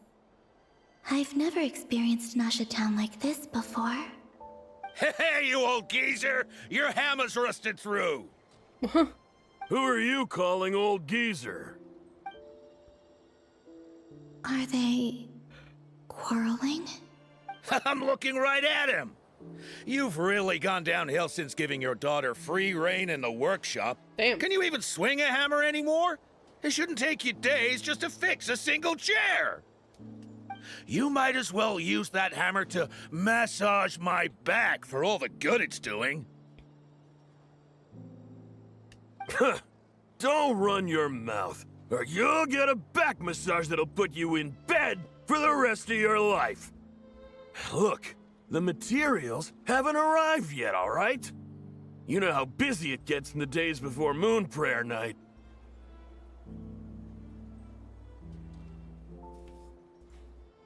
I'll bet you send all the materials to your little princess. Blood's always thicker than water, huh? All right, you've made your point, Uncle Koski. As soon as the materials arrive, fixing your chair will be the #1 priority.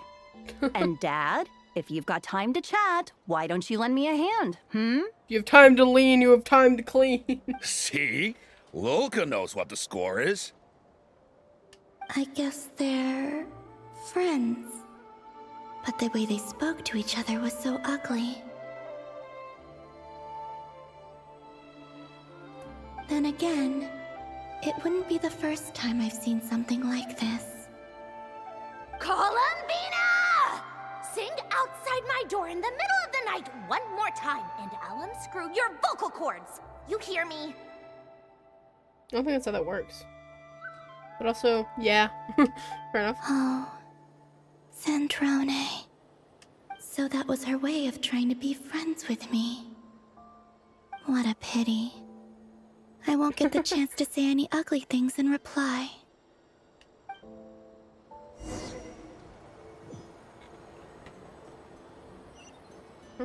Strolling through Nasha Town. I guess she still has the workshop thing above her head. Yep. But Hey, have you decided what to give her for Moon Prayer Night? I sure have. She's gonna get the surprise of her life when she's least expecting it. Then I'll whip out the ring and pop the question. Oh, shit, really? The surprise of her life. What a fun turn of phrase. Cool, I get the picture. You can spare me the gushy details. Ooh, looks like we have a customer. Hello there, ma'am. Would you like some Moon Prayer Night candy? Huh? Is he talking to me? Can he see me? Here you go. Oh.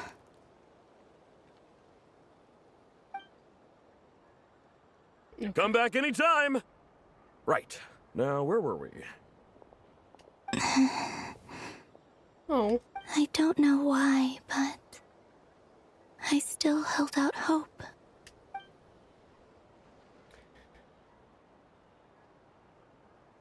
The most important thing right now is to find that mage. This name thing seems super important too. When did we pick up Varka? Where do we even start looking? I'd better go pay the Fatui a visit. Oh, really?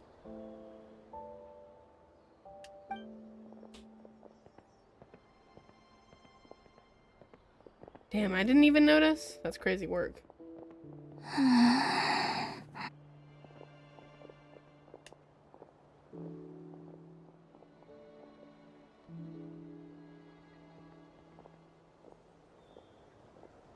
Columbina?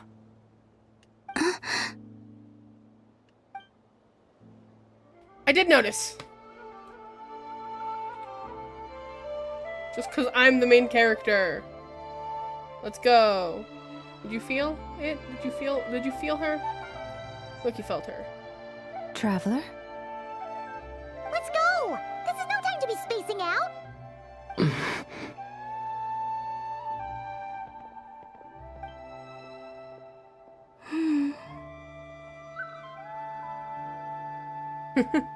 She smiled.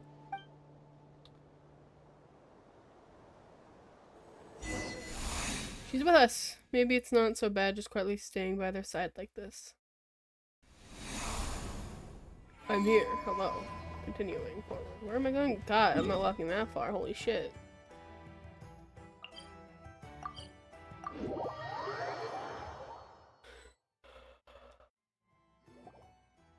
Where are they going? They mentioned a mage and a name?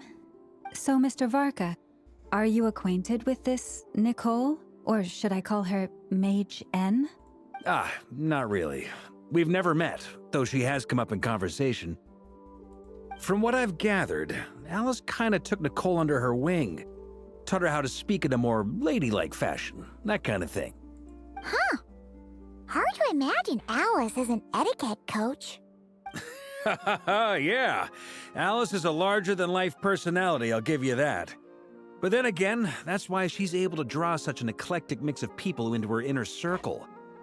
If I remember correctly, being an interesting person is actually one of her main entry requirements. So, if you ever wanted to join the Hexenzirkel, I'm sure you'd both be eligible to apply. Hey! Don't go around making promises on Alice's behalf. I wouldn't dare. I'm just trying to paint a picture of the Hexenzirkel for you. Okay, sure. Anyway, since none of us have ever met Nicole, how are we supposed to find her? We can't just go up to every woman in sight and ask, "Hey, are you Nicole?" Maybe something she's wearing will give it away? Like a windbloom pinned to her chest or something. Wait a minute. Alice never said Nicole was from Mondstadt. Oh, true. What about a tea set? I recall each mage has their own cup. That would be this young lady, then? Probably.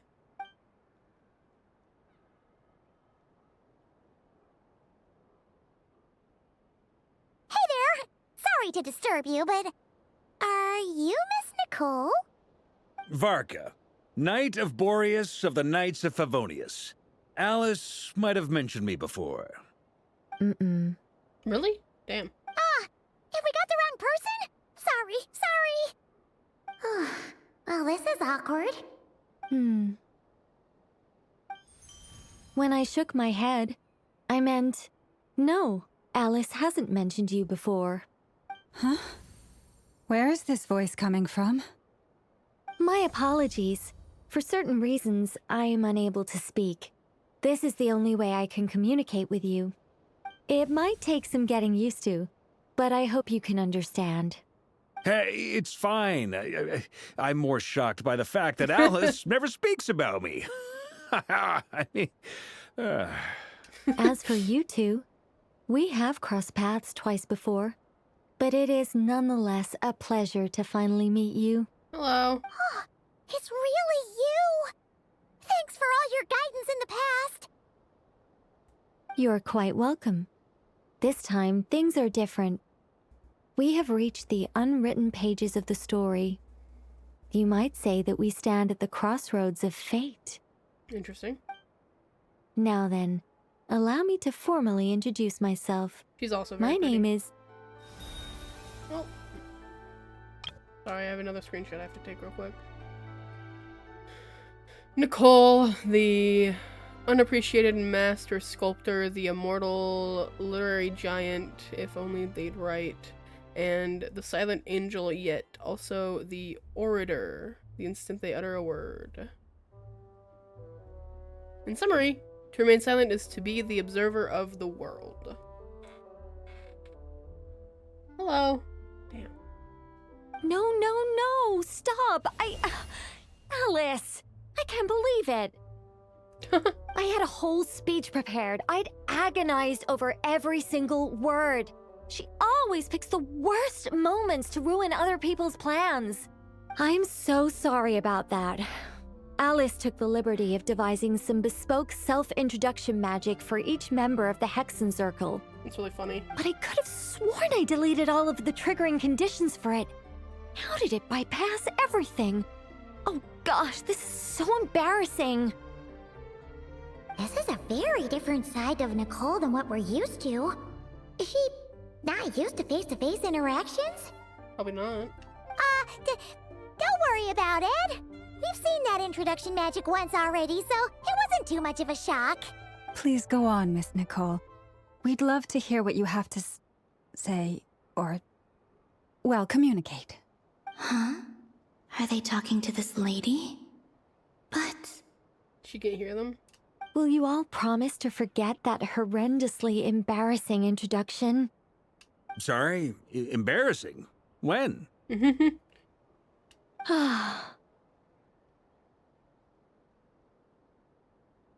Among the words that hopped out just now, I saw angel. Yes. My name is Nicole, and I am one of a very few angels who have retained both their preferred form and their power. That's cool. The Traveler and Paimon should be no strangers to this concept. There is another of our kind in Natlan.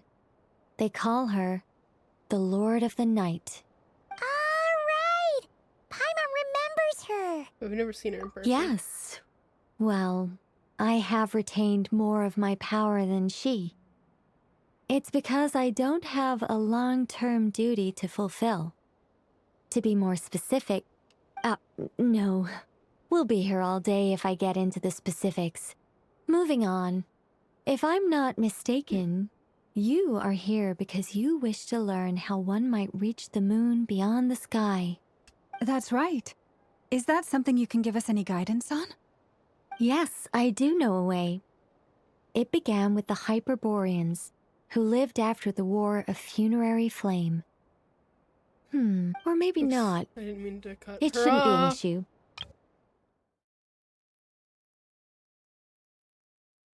Blink looks, maybe I should start with the background of the war, maybe not. After the war ended, the Three Moons retreated to beyond the false sky?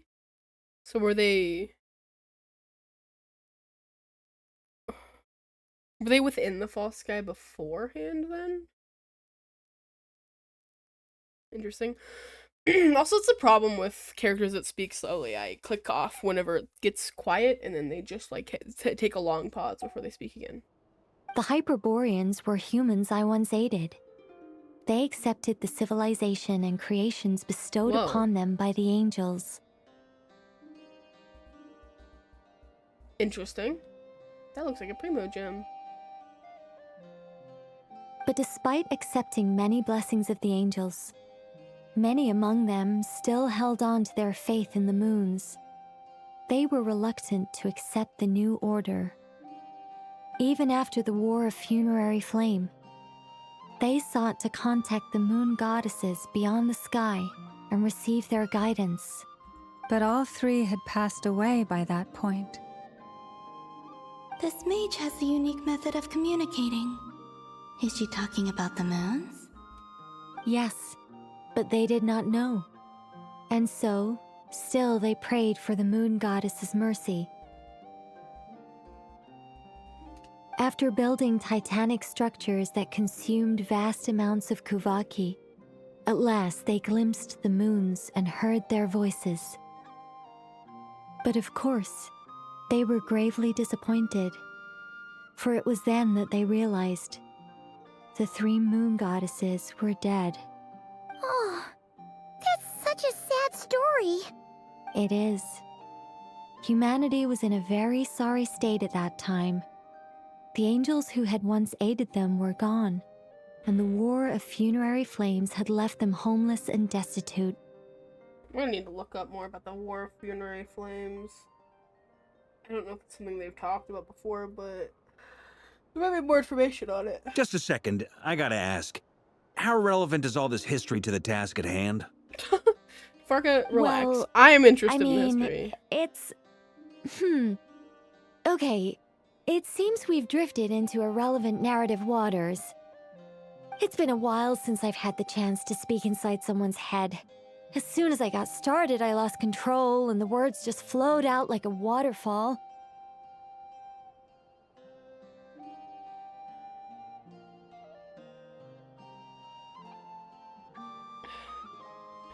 I'm gonna take a quick break real quick. My dog's acting like he needs to go potty. Okay, careful. Careful. Relax. Yeah, I know. So I'm gonna go take him out real quick, but I will be right back.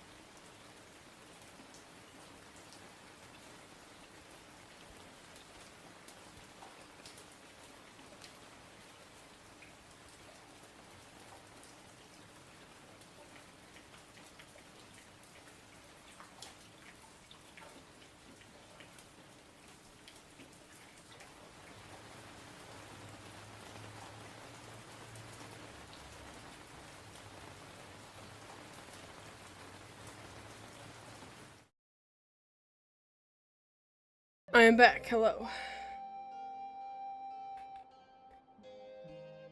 What I'm trying to say is... Right, yes, that's it. The relevant part is the ritual created by the Hyperboreans. The fact that they bypassed the false sky and saw the true moons implies that they successfully built a connection between Tevat and the outside world. Which means, with enough Kuvaki and a sufficiently stable connection, it should be feasible to send one person over the border. Okay, so they built some kind of portal?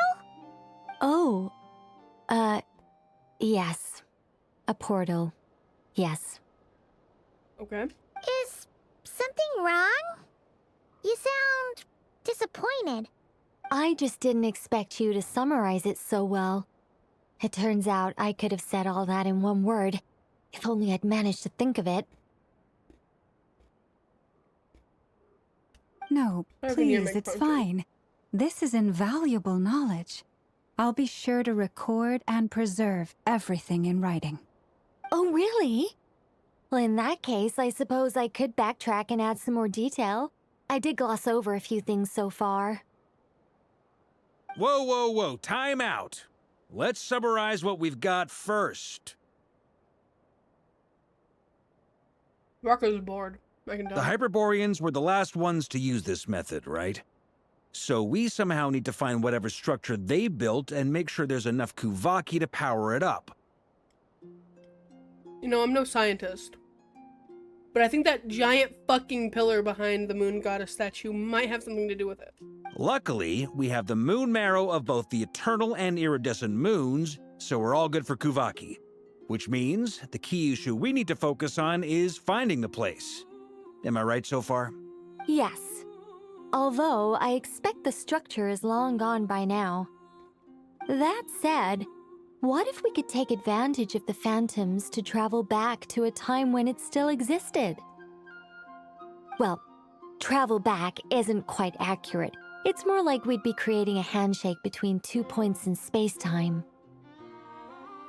We wouldn't even have to pick a time when it still existed. It could just be a time when it still appeared in phantom form via projection, or we could project our own phantoms, fold them together at... Sound a little bit crazy. You look lost. Was that too hard to follow? Yeah, things got a little, technical there. Paimon's brain is reaching capacity. All right. Let me think about how to put this more simply. Okay, got it. Over the next few days, I'll search for phantoms that we can use. Once I find one that meets the criteria, I'll let you know and we'll regroup. By completing certain rituals, specific individuals will be able to enter the phantom and make it to the Hyperborean structure. If everything checks out and it looks feasible, we'll just need to wait for Moon Prayer Night, and we can send the Moon Goddess back home. I'm really skimping on the detail here. Is this making any sense at all? I think so. For now, we'll just wait to hear from you. Yes. Basically, yes. Great. Counting on you. In the meantime, we'll focus on finding the Moon Goddess's name. My name? Are they looking for a way to stop me from disappearing? Excuse me, Miss... Go on, Miss Nicole. This conversation was a little all over the place. I didn't catch your name. I am Lauma, of the Frost Moon Scions. Ah, I did wonder. I noticed that you listened very intently when I spoke about Hyperborea and the moon's history. If you'd be interested, I'd love to visit you this evening and go through it again in greater detail. Also, if you were serious about making a record, it would be too risky to simply write down the raw details as is. I would suggest some tweaks. Maybe rewrite the stories as fairy tales or fables, perhaps even prayers. Anyway, we can cross that bridge when we come to it. So, see you later then? Oh, and no need to prepare anything. Just a cup of tea will do. Hi. She seems friendly. It's just... It's so nice to find someone who's actually willing to listen. I've been dying for a chance to finally go through all this systematically from start to finish. Any longer and I'd probably start forgetting it. Now Paimon gets why Alice told us to mind our heads. Ha ha ha ha! What did I tell you? A lot of quirky people in Alice's orbit. Now then, the next order of business is, where do we start looking for the moon goddess's name? Maybe the rest of what Nicole has to say might give us some clues. Once I've heard her out, I'll summarize the salient points and share them with you all. I'm also inclined to review our other documents. Yes, our faith was first established by our Hyperborean ancestors, but many of the more factually accurate records are from after Kutar's birth. Sounds like we're gonna follow Columbina's journey through Teyvat, huh? In that case, we'll start by heading to the Frostmoon Enclave. I'm gonna find Sounds like a plan. Take this with you. I'll see about getting in touch with the Fatui. It'll probably just be Arlecchino and Sandroni again. They're the only ones who would want to help. Yeah, fair. Thank you, Mr. Varka. Ha ha ha ha ha! Don't mention it. Honestly, I'm more comfortable dealing with the Fatui than prying into the details of a young lady's childhood. Catch you later. I should follow them, just in case there's some way that I can help.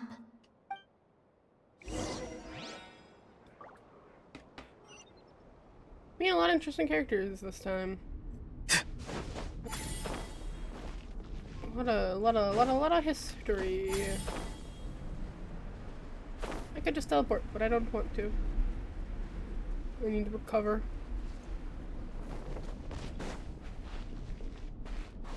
How long has the False Sky been a thing? Any questions?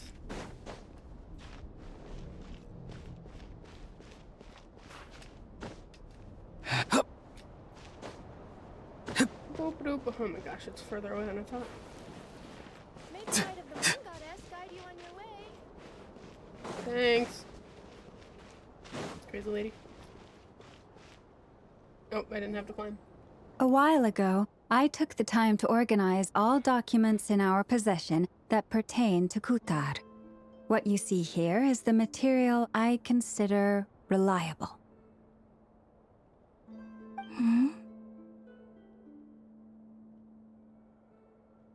You're saying there's unreliable material too? Yes. Most of the information we have was transmitted through an oral tradition. Inevitably, some of her stories were mythologized and deified over the years through countless retellings.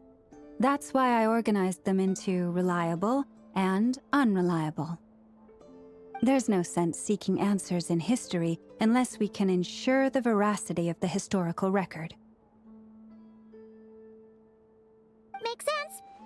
Alright, let's take a look through.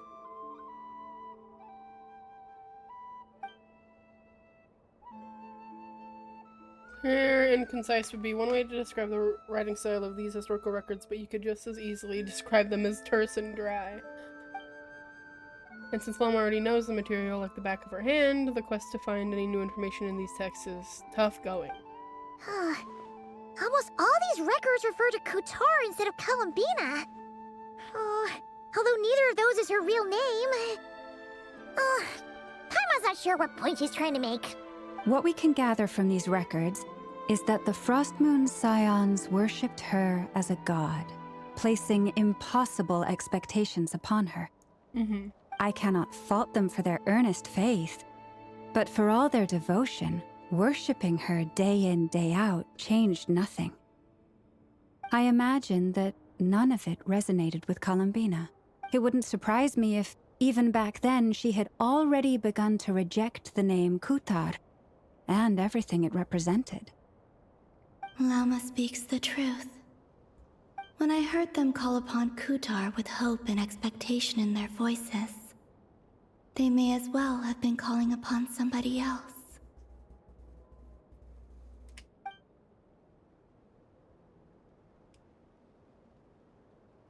When you were organizing these texts, what criteria did you use? That's a bit complicated. I looked at the level of detail, perceived authenticity, prose style, and how realistic their portrayal of Kutar seemed to be. Amongst the Frostmoon Scions of today, only I know of her existence, and I alone have spoken to her face to face. As such, I know that there are certain things she simply would never do. That being said, I have sensed some changes in her lately. Changes? Me? Oh, seems like this is getting us nowhere. Oh, for what it's worth, why don't we check the unreliable sources too? Sure. Give me a moment. I mean, that would make sense if they were hidden in something long ago. It's a myth. Exerting but a fraction of her divine might, Kutar sheared a great mass from the snow-capped mountain and cast it into the sea, upon whose surface shone the mirror image of the moon. Thus was formed the island of Hisi. Yeah, right. That doesn't even begin to pass the sniff test. The 3 moons are not but lies through and through. Only one moon has ever shone for us, and Kutar is her name. We've heard something like this before. The vast majority of ancient texts are filled with fanciful tales like these. I trust you understand my criteria a little better now. Kutar did not speak, merely gazing into the distance in silence. And where her gaze landed, this was her prophecy. Clearly, whoever wrote this text never even met Kutar. Otherwise, they'd know that her eyes are always closed. What about you, Traveler? What are you reading? Seems like a collection of anecdotes. Come on, let Paimon see. The child wished to build a wooden nest with which to shield a fledgling bird from the cold. But being so young and lacking in strength, the child could not snap the branches from the trees. Kutar was passing by. Upon seeing the child, she summoned forth a Kuhenki, who built a beautiful nest for the child. I remember that. Not knowing the meaning of Kutar's divine intervention, the child dared not to respond, and thus ran home to call their parents. But Kutar was gone. The moon chanter declared the event a miracle and took the nest as a relic, placing it on high for all to see. The child was named as one favored by the goddess and was greatly respected amongst the people. Yet, no further miracles were bestowed, and this matter was forgotten in but a few years. Huh. Any thoughts after reading that? If it's true, it gives off a somewhat lonesome feeling. Columbina probably just wanted to join the kid in making nests. Ah. I'd originally considered this a fabrication, because Kutar did not perform any similar actions in subsequent records. Because maybe that was the first and only time. But now that I think about it, it does seem like something Columbina would do. It's just that... She didn't know how other people would interpret her actions. She was probably worried about making things difficult for people. So, she gradually stopped joining in. Yes. Oh, that's so sad.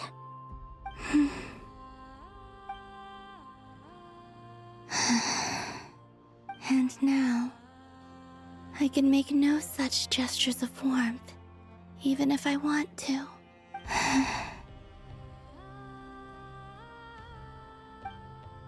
Still no name. That's a bit of a shame. But we did learn some interesting stories. That's gotta count for something.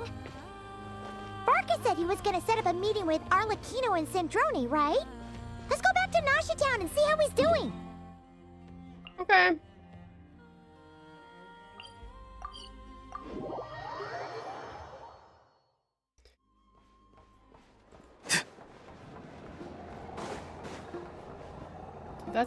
Let's Durin and Albedo. There's Varka. Oh, and it's Durin and Albedo too. How about coincidence? We meet again. Yeah, this is pretty much the same place we bumped into each other last time. I convinced them to stick around a little longer. We were all waiting on people, so I figured having a little company would help pass the time. Ah, so you've been waiting for us? Does this mean that you've already arranged things with the Fatui? Sure does. Now you're back, we can go meet up with them together. How'd your investigation at the Frost Moon Enclave go? Not very good. Well, we didn't find out Columbina's true name. But apart from that, it went pretty well. We learned some stories from our early days. Aha, just as well that I didn't tag along then.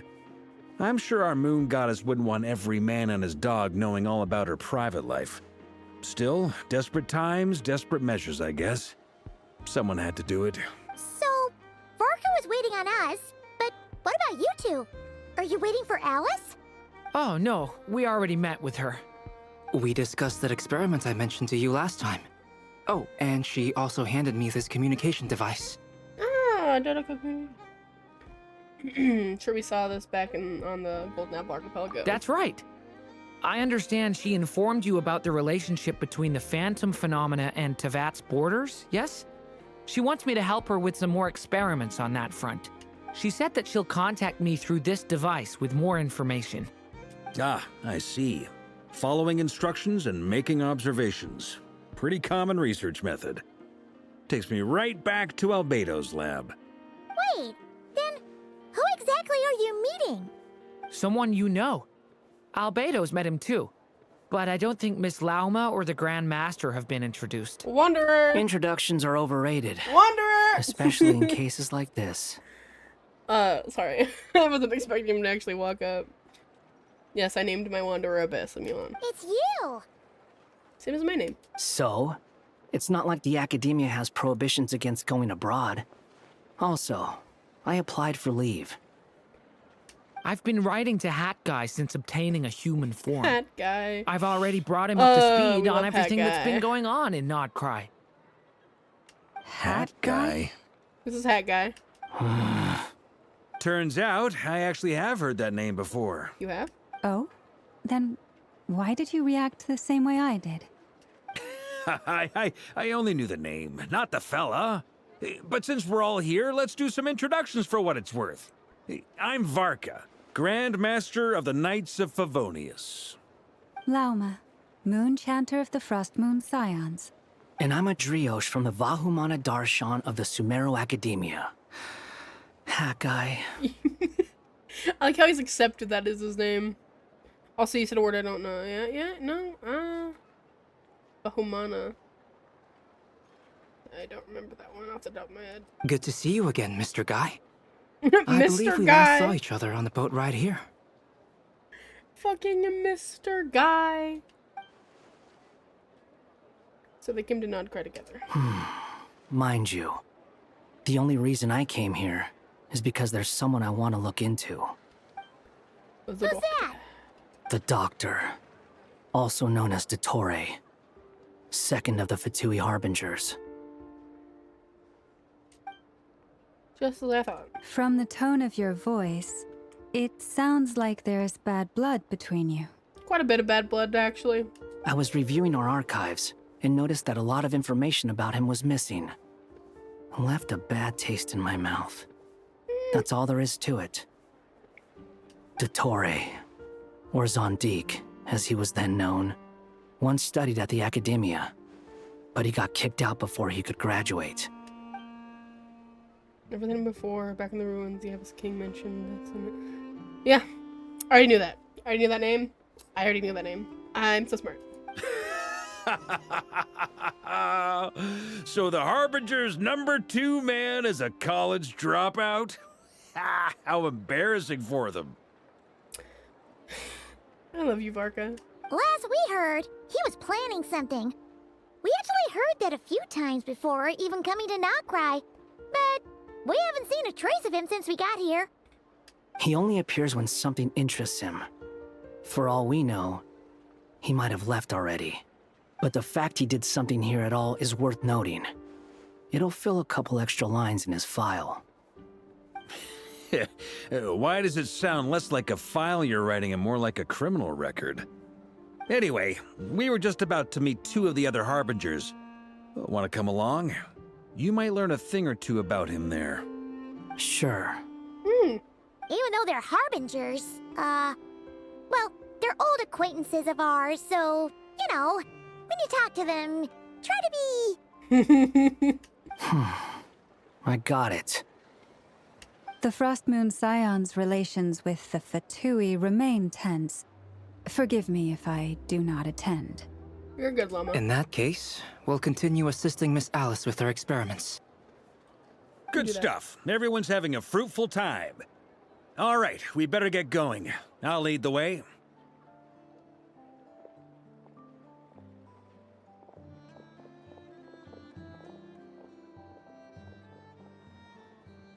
Hey.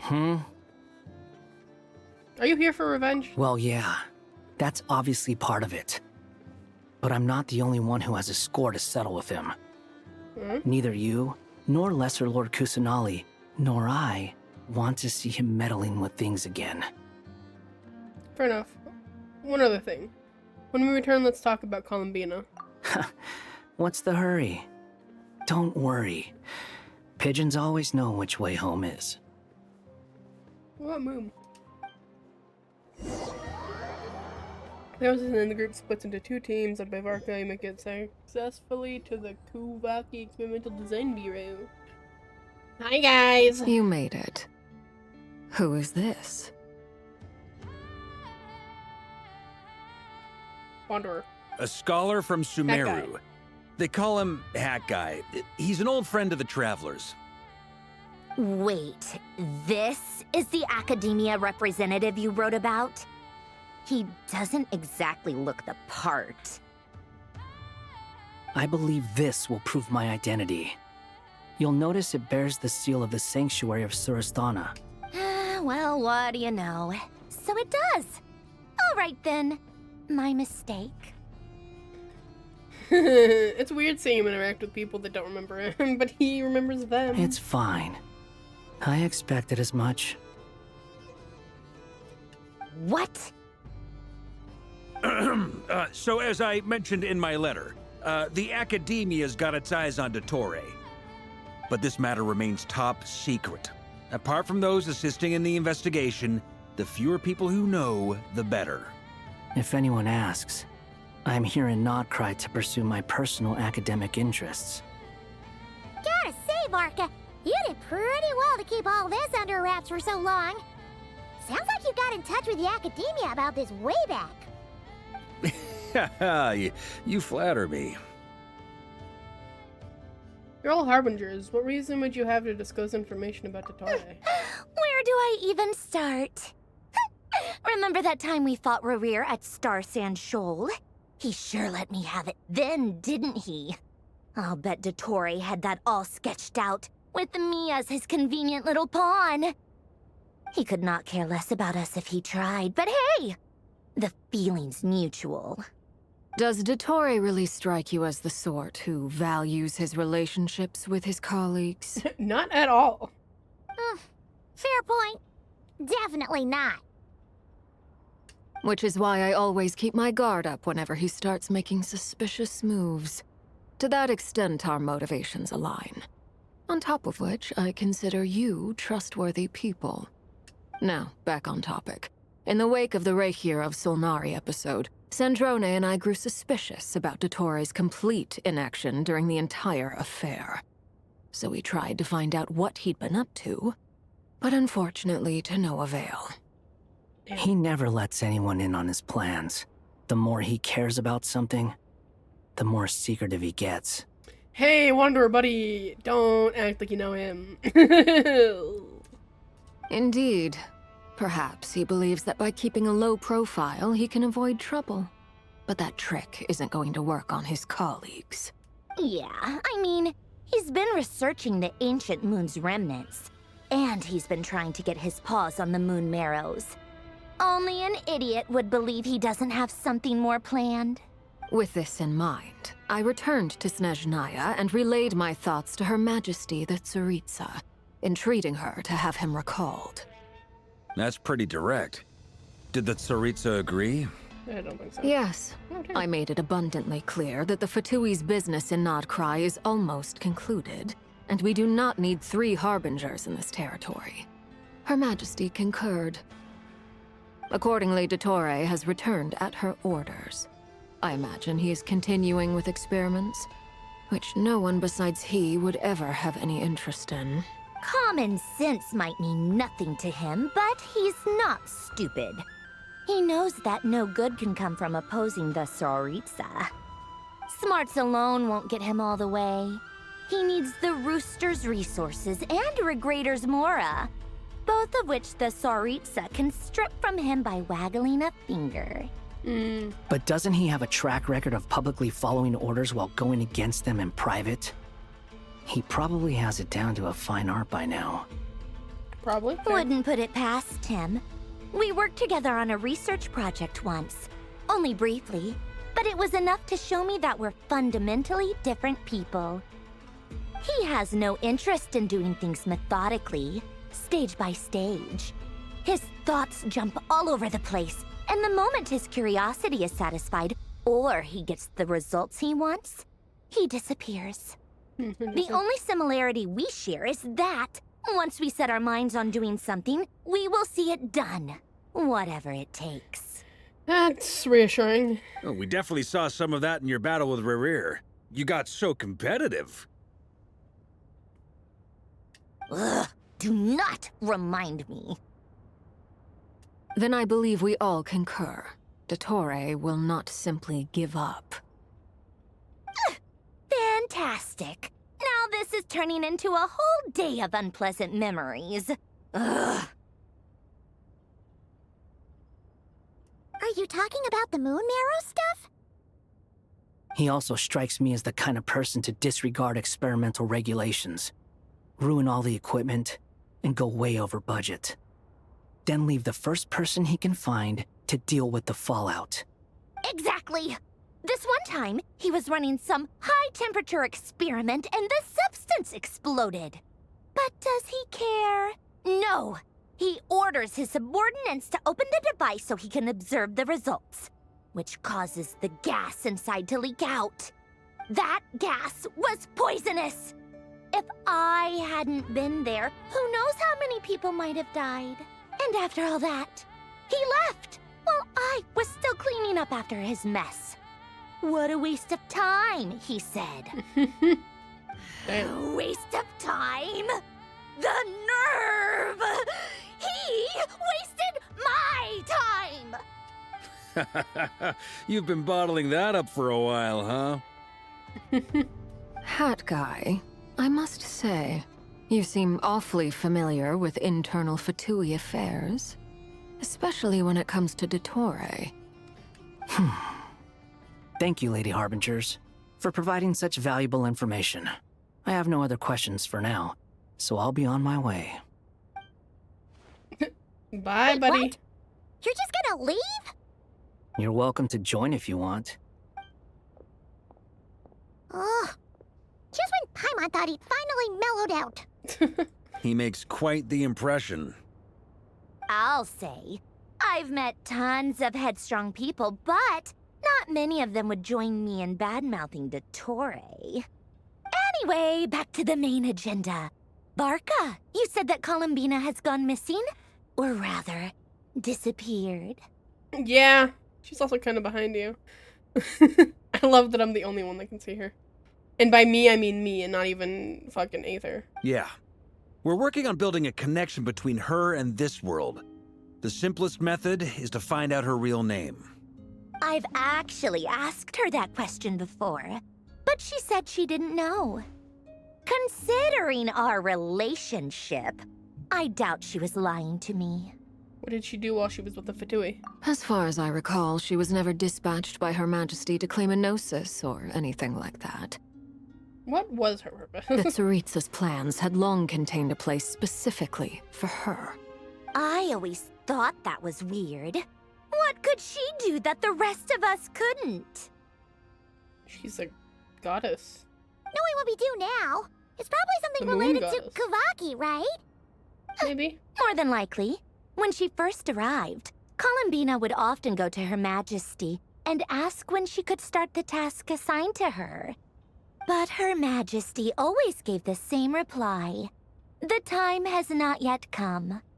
So she spent her days in Snezhnaya doing basically nothing.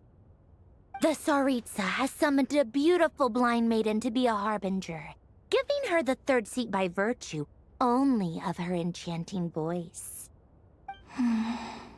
No, you made her sad. It was a dumb and stupid rumor. But the reality of the situation made it hard to refute. And what happened after that? I imagine she stopped caring.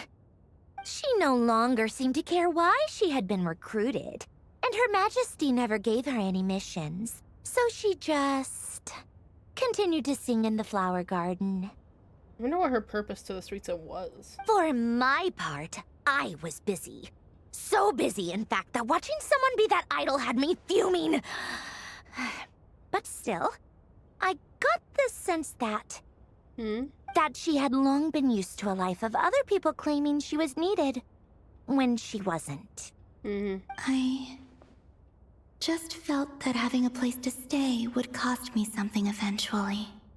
And so I waited quietly for the day that I would have to pay the price.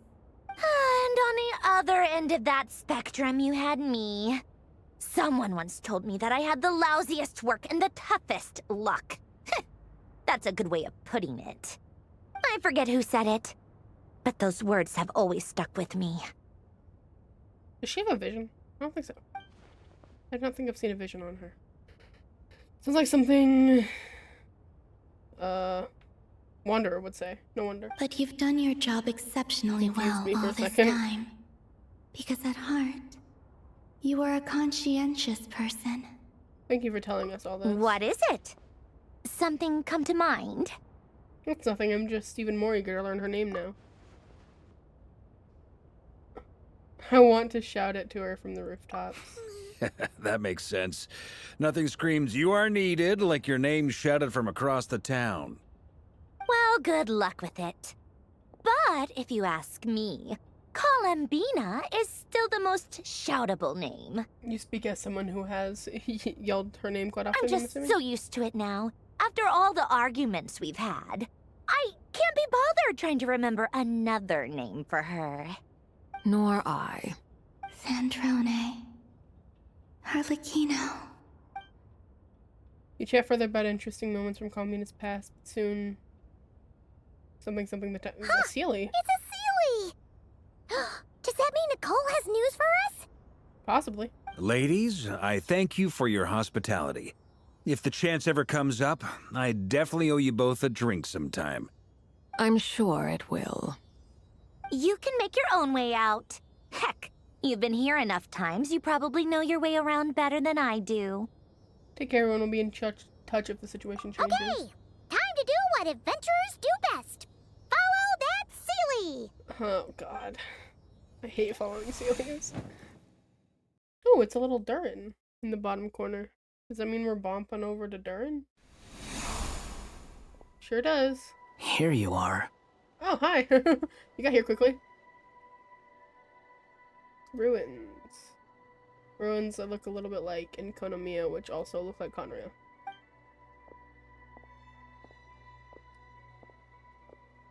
Oh, that guy. How come you're back so soon? Did things go all right with the Fatui? Fine. Tottori's been summoned home by the Tsaritsa. Couldn't get much more than that. How about you? Still probably Any progress with the investigation? Being a little bitch. Where are we? Unfortunately not. We've tried everything. Different phantoms, different locations, different points in history. What are you guys But the doing? results are the same each time. Abyssal monsters roaming the land. People crying out in despair, with no hope of being rescued. Every time I see it, I can't help but think, is this what it was like in Mondstadt when Dragonspine Durin attacked? And if I fail in the task I've been given, will I create yet another tragedy? Aw, baby boy. That's just meaningless speculation. When we encountered similar phenomena previously, I tried to interfere with those illusions, using sounds and lights to guide them. However, we could not change their fates. At most, we were able to extend their existences. The events of the past are like fate that has been written into Irminsul. There isn't a living thing in Tevat that can escape its past. You said that weirdly. But Miss Alice instructed us to try to find ways to change the outcome that these phantoms face. Okay. It's an impossible task. Can't you just refuse? Refuse the task from Alice? Crazy. Since she asked us to do this, I feel like it can't truly be impossible. Or if it is, well, mages can make the impossible possible. I could not have been born as Durin otherwise. But you also said that your past 39 attempts were fruitless. That's true. But you're still going. Yes. After this many futile attempts, surely you realize that you're not doing this because you still believe what some mage told you. It's because you want her hypothesis to come true. It's something you wish for deep inside. So, think for yourself about what you want to do. As long as you don't believe it's futile, it isn't. Interesting. That was... yeah. Some kind... like motivational words from Wanderer. Previous experience indicates that we cannot touch the phantoms, which limits the effectiveness of our interventions. If we want to clear this hurdle, we need to break this rule somehow. Same thought here. Following the same rules means repeating the same failures. Reducing ourselves to mere playthings of fate. So you mean we need to figure out a way to make contact with them despite knowing that we can't? Yes, and I suspect that's something only you are capable of. That's why she asked her. Everything in Tevat is logged in Irminsul, but the withering that once occurred in Sumeru was a sign that the Great World Tree was being corrupted. This corruption allowed things that should not have existed in Tevat to appear. This is tantamount to rewriting reality to an extent. You're saying abyssal power might be able to affect those phantoms? Possibly. No one's ever tried it before. That would make If sense. you're gonna try it, it'll take courage. And you have to be confident that you can control it. Is anyone there? Has anyone seen my daughter? She's missing. I have to find her. I hear someone inside. Spargana? Are you in there? Ah! If I can use my abyssal powers to warn him that there is danger here, maybe it'll change his decision. Maybe he'll stay away. Maybe. Yes. The important thing is not the nature of the power, but rather how you use it. I guess so. To intimidate and obstruct. Sounds about right for the Abyss. Let me try. I should be able to influence that thing. Okay. Have you seen a little girl? Ooh, Durin. Durin's pretty. What? This isn't the time for that. What am I doing? Just run. What am I?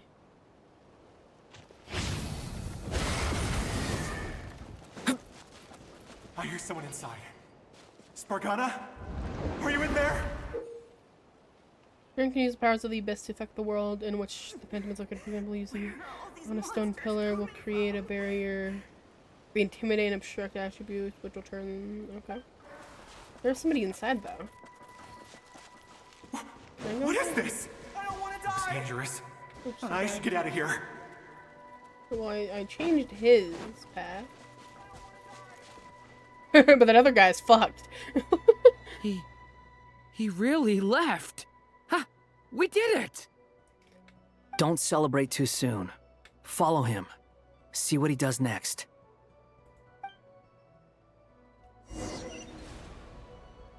Monsters approaching from the front. You need to stop them and create an opportunity for him to hide. What do you mean? What do you mean? What do you mean? Okay, I did that wrong. Help me! Phantom has met its end and returned to its place of origin. Okay, I don't have to do the whole... Monsters approaching from the front. You need to stop them and create an opportunity for him to hide. Can I do this one right? I think it's close enough. No! There's monsters ahead! Don't go that way. Am I supposed to let him go in first? Yeah, I think I was. Was I? Yeah, as long as he can hide. Now, do I open this one? Yeah, because then it can go by. Okay, cool. Oop. Didn't mean to skip the dialogue. I was just too quick on the draw. You know how I be. The barrier's gone too. How odd. Don't question it. I thought they could, like, anyway, talk to us. I guess I'll keep going. But they just can't, like, interact with us. Okay.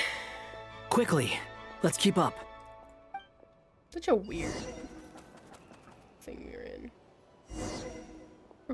Wait, there was someone else here?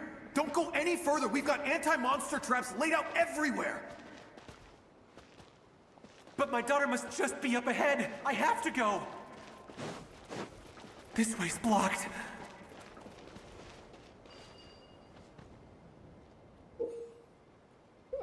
Something for Phantom. Okay. I need we you might to be able to not use the be explosives there. over there, but we need to take care not to hurt him. Will you back up? I'll use the barrier to keep him at a safe distance. This barrier there seems to be helping me somehow.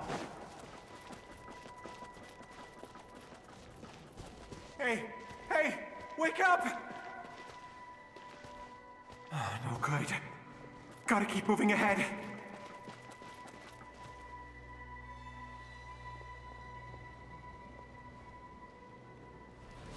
So many monsters! Oh, shit. There's still a chance, Durin. Use the traps.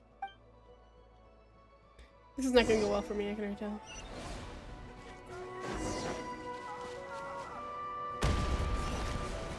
Okay, well, they're being... I thought it was gonna be a lot more high stakes than that. Okay, now it's being a little more high stakes. Okay, we're chilling. We're chilling, everything's fine, I just... Oh my god, no, I did it wrong, fuck. Help me!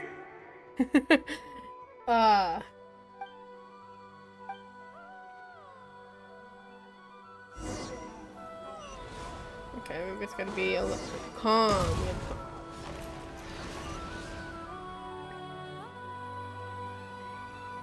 I missed immediately. Help me! Yeah, I know, I get it, I'm dumb, I get it, I understand, let me go. Come a little closer. Whoa, it's gone. Okay, I got too close to it. Relax, everything's fine. No. Everything's fine, guys, everything's fine. Okay, this one's gonna be close, right? This one, and then that one, nope. Ah, fuck me. There's no way! Help me!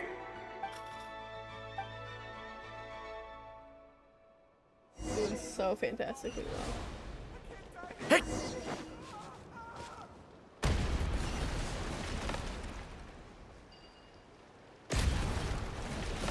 Just gotta relax.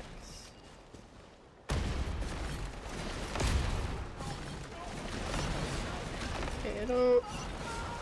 Which ones are gonna come first? It's these ones that are gonna... Okay. Help me! Okay.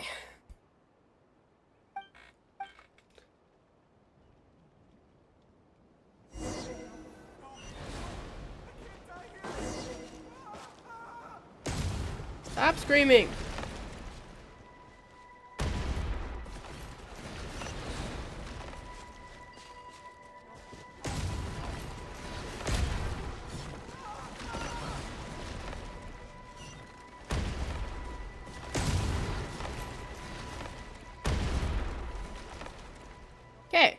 Everything's fine. This is a new development. I've never seen this happen before.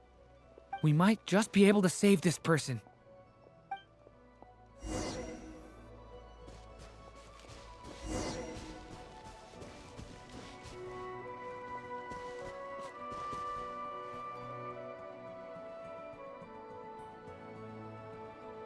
Hello there.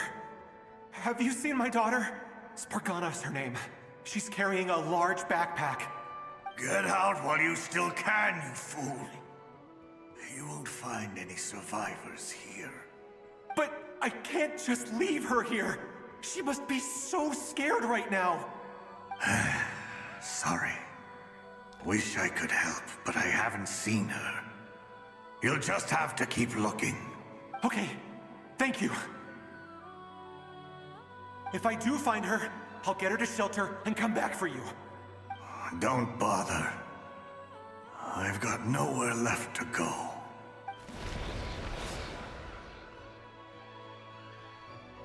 Monster. What's that noise? Monster! No, if he goes inside, he'll be walking into a trap. Let's try this once more. This time, we have to stop him.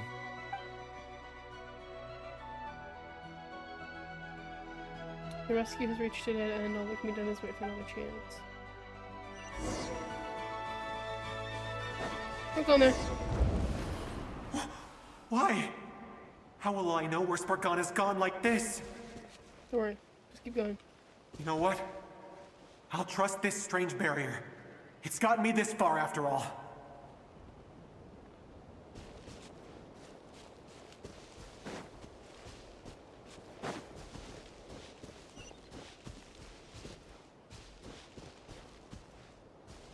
Spargana, are you there?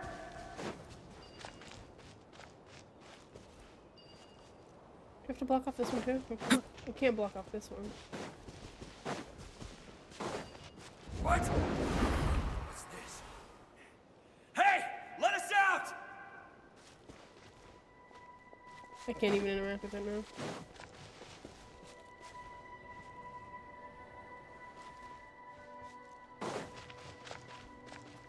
I just assumed it was a bad one. Can I open it now? No? Okay. Well, monsters can't get in there if I put a barrier, so you're probably fine. Huh? That looks like one of my daughter's books! There are 4 books there, bud. Thank you. Thank you! Yes, it's one of hers for sure. That's her name on it right there. She left her backpack here.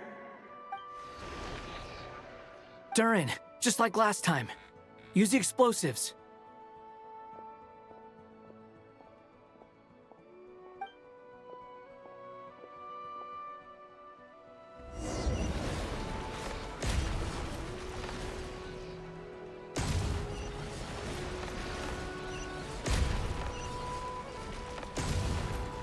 Fuck! I think the point was to get over one, actually. It won't work. There's not enough left. If he makes it in, he'll die. But then, this clue could be the key to him finding his daughter. It might not be the only one. Better he misses that clue than loses his life. I guess so.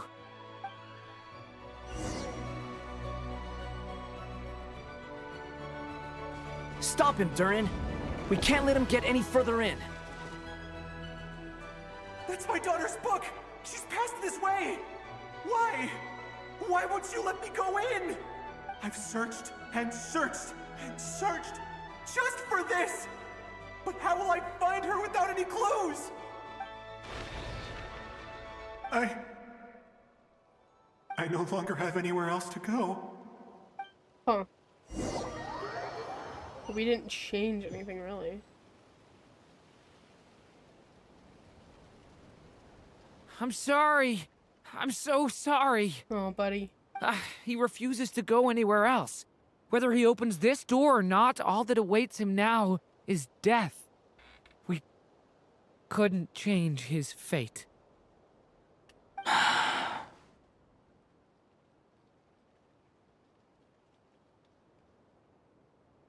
Albedo? Hat guy?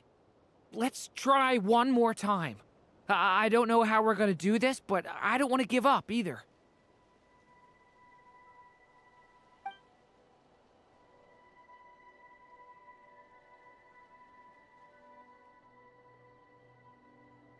Why am I here?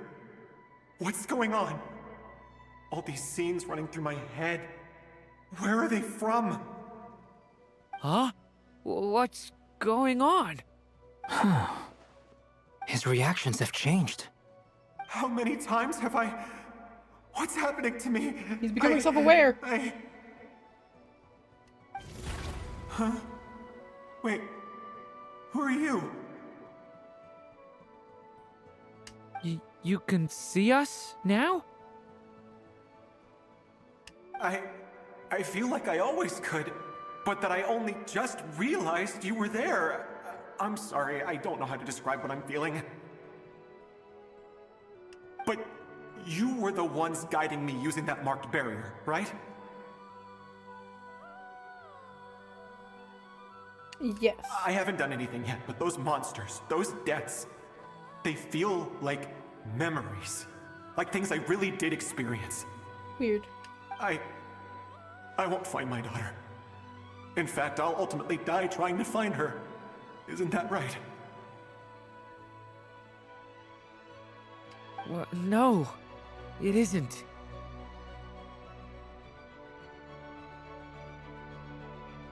Yes, it is. Even so, we're trying to find a way out of this. You've not seen my daughter either, have you?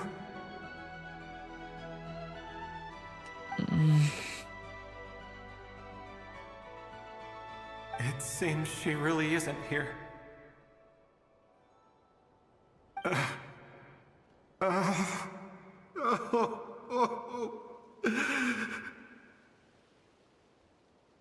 I'm sorry we couldn't help you.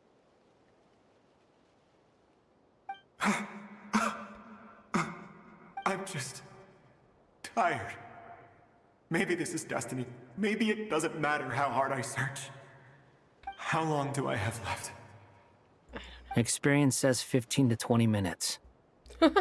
15 to 20. Thank you for all your help. Let's rest a while. You look exhausted too. Now's not the time for you to start pitying us. It's not pity. I'm just realizing that I've only got 10 or so minutes left. You know?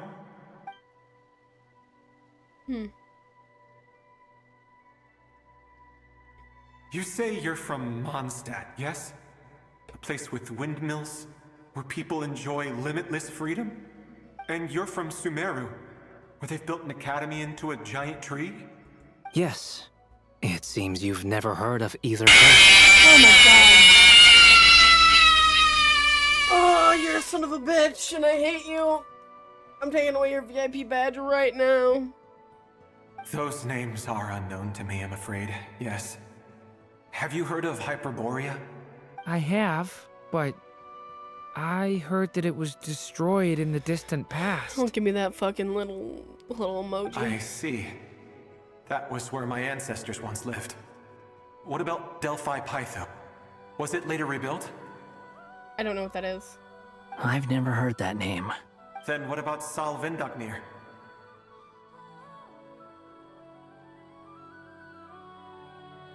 For some reason, that last name... I have seen that name on stone tablets on Dragonspine. But I'm afraid the only things left of that place are its ruins. There's... there's so much going on. Help me. I see. Sure enough, there was no way to turn this around, huh? I'm sorry. I was the one who asked to chat, but it seems like we're too many ages apart. There's barely any common ground to start from. It's all right. We did hear something new, at least. From how you speak of your lives, things must be going all right for you, I guess. My brain. I've met 2 Hex and Zircle witches. I've learned about the past. something something Hyperborea. This is a guy that's just a hat. It's just a normal hat. These are what the people in the past looked like, apparently like 6,000 years ago or something. And like the moon is like the closest it is to Tevat, like now, or well, coming up in the next couple of days. That's what the festival is, the Moon Festival. And that's when Columbina wanted to go home, but then she disappeared, so now she's just a phantom that none of us can see, but we're trying to find out her real name, so she has something grounding her to this reality. But we can't find anything because she doesn't even know her real name, and we can't talk to her anymore, and she's not there anymore, but she's kind of like sticking around the main character because she likes us so much.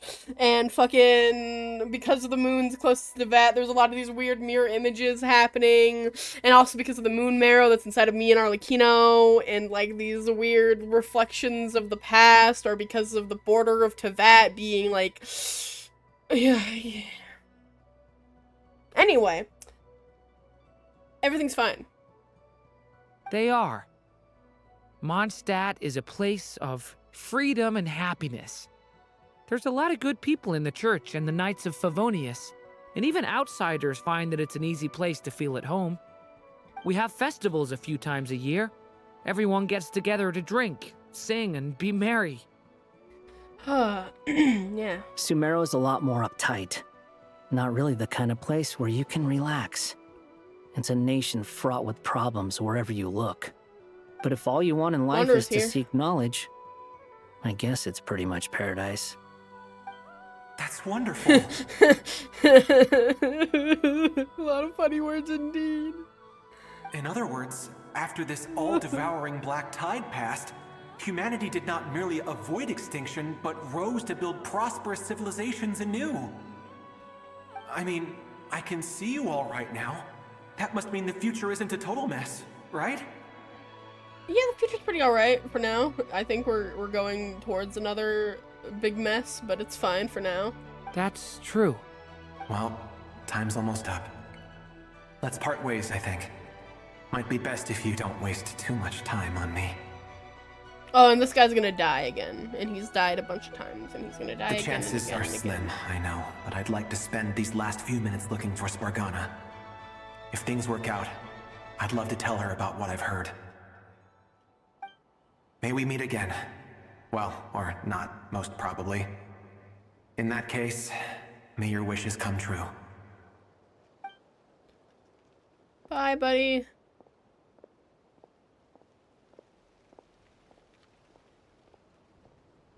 He's gone. In a few minutes, he will meet the end that was his to begin with. The ending of this tale did not change, but I believe that we've just made the most progress we have yet. May your wishes come true. If only it were so simple.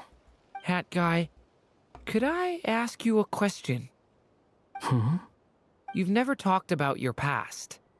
It seems complicated, and it weighs heavily on you, too. Would you be willing to tell me about it? I mean, sometimes it's better to get things out in the open.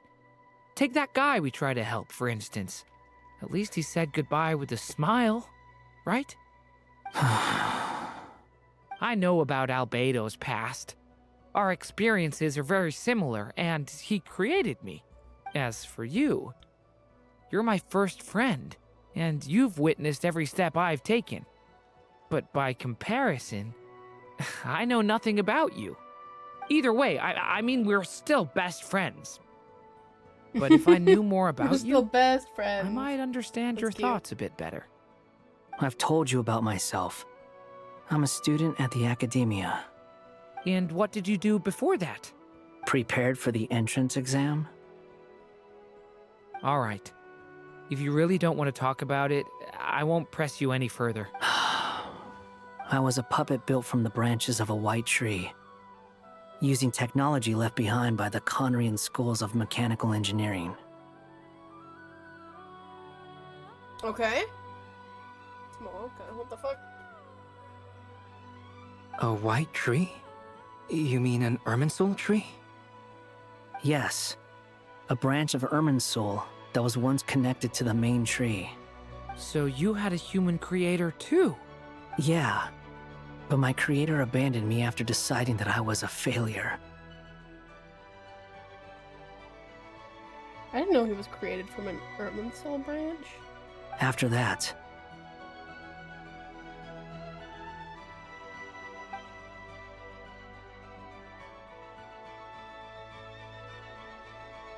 Durin. Resisting the influence of the Abyss, suppressing the urge to destroy, trying to do the right thing. None of these things are easy.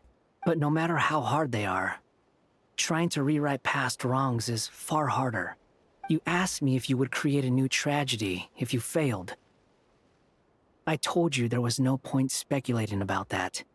But the real answer is, yes, you absolutely will. No pressure, Durin. That guy. But at least you've got people here to help steer you away from the wrong path. So, just keep aiming towards the light.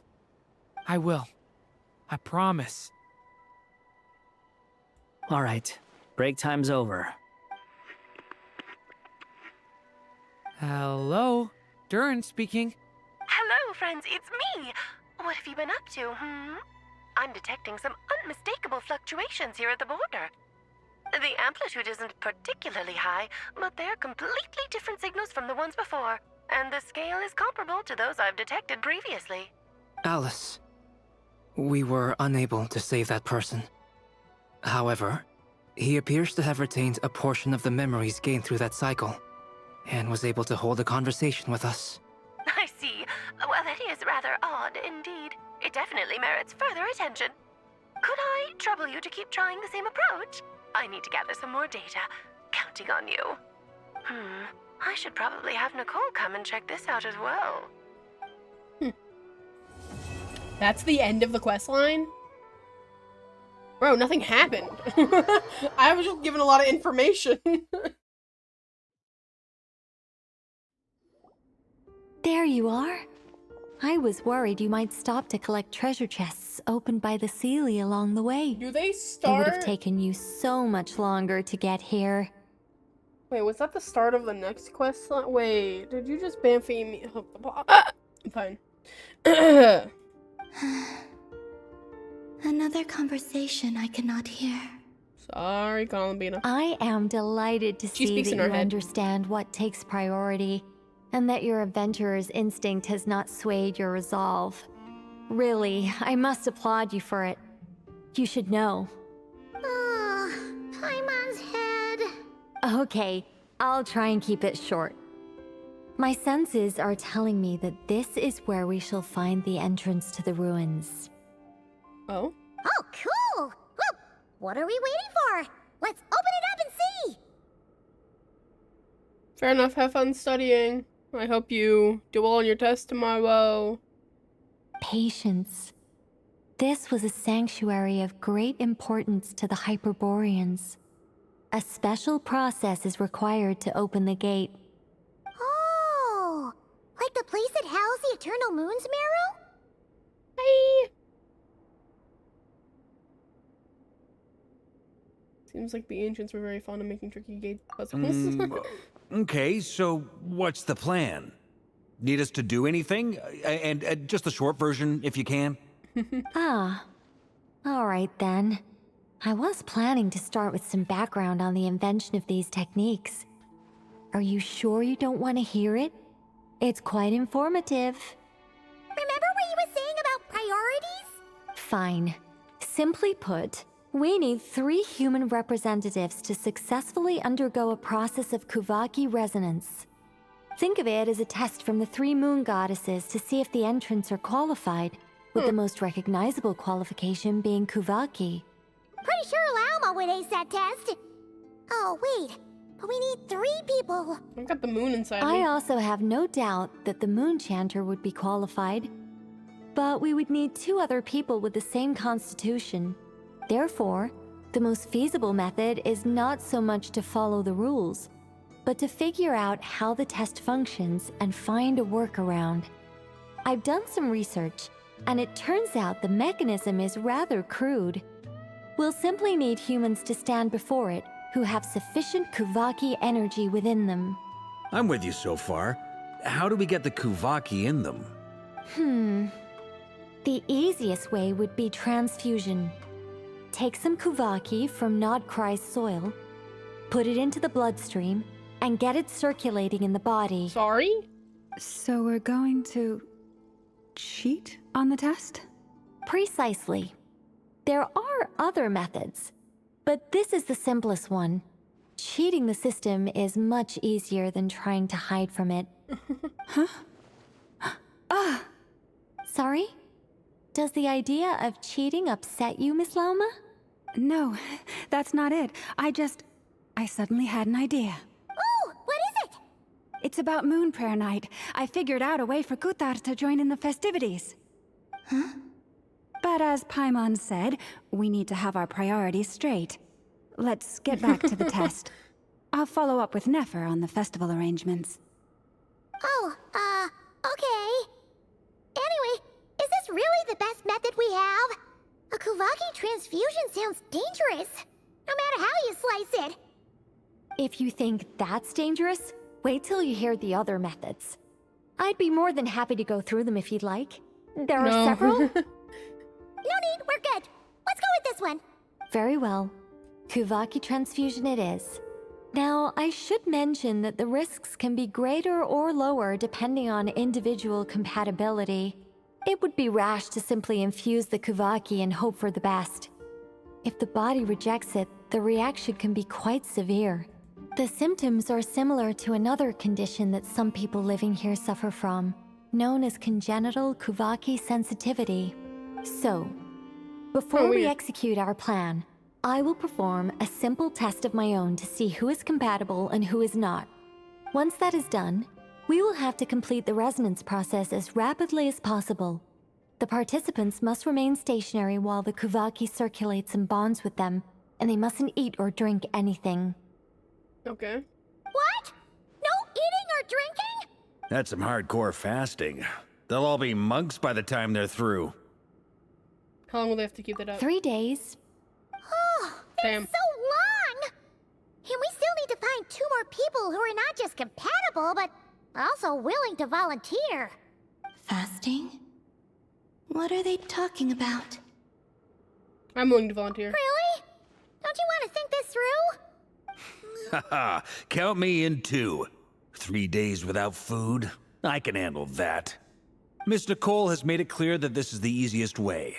The way I see it, there's nothing else to discuss. It's time to step up. Compared to having Columbina disappear completely, fasting for a few days is nothing. Yeah, you're right. In that case, Paimon volunteers to be captain of logistics. She'll keep the fires lit and grab some spare clothes to keep you comfortable. Good work, Paimon. Then we'll start with you first, Traveler. Please step forward.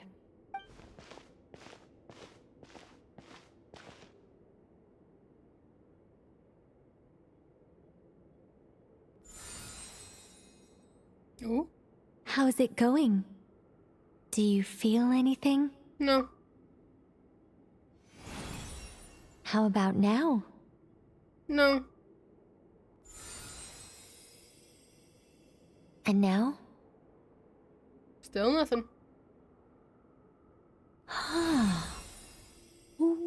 What about now? No. You guys, it's not a competition, you know. All right, I'm officially impressed. Even as a descender, you can withstand far more than I imagined. It's like I summoned a giant stone titan to arm wrestle you, and your arm hasn't even moved an inch. Damn.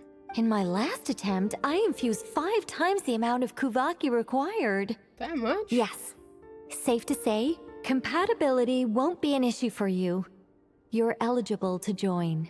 You're next, Mr. Varka. Sure, here goes nothing. All right. I'll start where we left off. 5 times the required Kuvaki dose. Wait.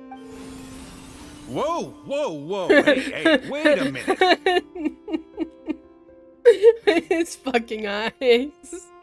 It's really funny. Oh.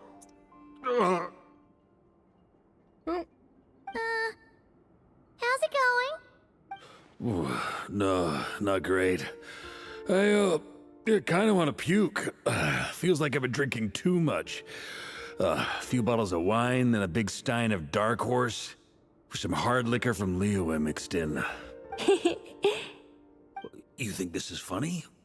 I just lost to a young lady in an arm wrestling contest. I'm never gonna live that down. She did start with 5 times what was needed. My apologies. I'll lower the concentration and try again. Oh. How's it going now? I'm not as dizzy as last time, but I can still feel it pulsing around. In that case, you wouldn't be an ideal choice, Mr. Varka. Let's try someone else. Okay. Let's go ask some of our other friends then.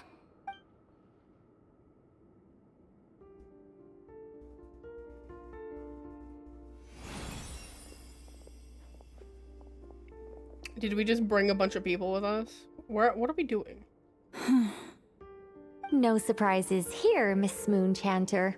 You're perfectly compatible. You may join. Yennefer's here. I'm getting a slight headache. Shame. You were so close. Whoa! I'm itching all over! Allergic reaction. We can't have that. Huh? Well, are you gonna start a what? The Hexenzirkel is an organization that cares for and protects children. We will not have them do dangerous things. Not even tests. Okay. Fair enough. Neff's a robot, does she count? Is something the matter? The candidates have to be human. I guess that rules me out too. Huh. Everyone except the Moonchanter got beaten. Guess I don't need to feel so bad after all. I mean, looks like this isn't gonna be as easy as we thought. Perhaps I could ask for volunteers among the Frost Moon Scions. I'll see about talking to some trusted Lightkeeper colleagues. Itlua springs to mind. In fact, I think we had some former Frostmoon Scions join our ranks recently. Can you give me the scientific explanation for how the test works? I can probably make some kind of test bot. Then we can just zip through Nasha Town, going up to people and pressing a button to check their status. Wouldn't that be way easier? No. Wow! No elaboration for once. How about I contact the Knights of Favonia's garrison in the Wave Chaser plane? Shame that Lohan's already left. And that guy's even tougher than I am. Strange. The moon goddess is clearly revered by many people. So why is she on the brink of disappearing? Maybe because she doesn't feel like she is? She mentioned that the world has rejected her from the very beginning. And when we fought the Reikir of Salnari, it seemed like she exhausted her power for our sake. Also, Paimon's not sure revered is the right word for how people feel about her. Gratitude, certainly. For my part, anyway. It's basic reciprocity. She helped us, so she deserves our help in return. Yeah. Even though she looked like she didn't care, she still saved a ton of people, including me. A review of the relevant data leads me to conclude that Miss Columbina is a good person. Yep, you bet! They really think so? I'm super surprised that Columbina isn't her actual name, though. I think it really suits her. It's light and graceful and... yeah, just a really pretty name. I know, Is Columbina gonna turn out to be her name? Anyway? Like, she's gonna understand that it, you know, its purpose now? Unfortunately, that's not our decision to make. Columbina. That was the code name the Fatui gave me. But it also came up in the song I heard when I was born. But is that really all there is to it? What do I truly think of my own name? Is there anyone left who will still call me by that name? She told me to pick whichever name took my fancy. Why did I pick Columbina? Because it felt like she never wanted to become Kutar. and be worshipped as a god. Moon Prayer Night is getting closer by the day. We're running out of time. We need to look for other candidates. Then allow me to try. Huh? What are you doing here? You contacted your friends via the Adventurers Guild. Sandrone has been keeping an eye out for something like that, so she informed me. Since I have the ability to accommodate a moon marrow, I should prove to be a suitable candidate. Arlecchino. That's really cute. When can we begin? I see. We can begin right away.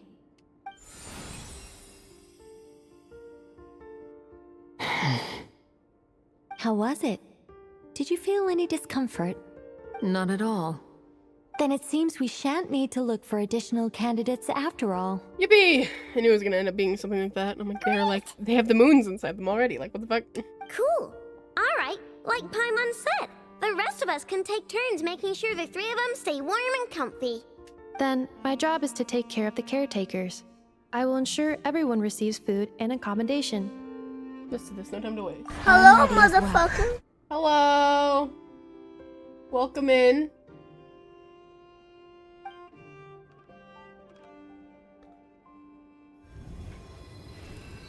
I don't even know what to say, man. There's a lot happening.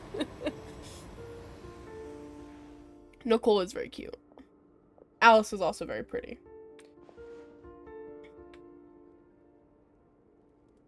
I was gonna say, I can't help but notice there's no actual fire. There's a fire, though. Oh, they're sleeping. Oh, fucking Columbina's sleeping. Damn, they just gotta stand like this for 3 days? That's crazy work.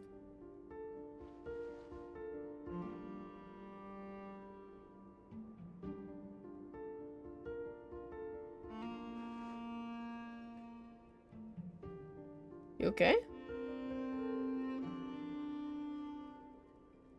Varka had to stop Paimon from coming to help us. That's cute.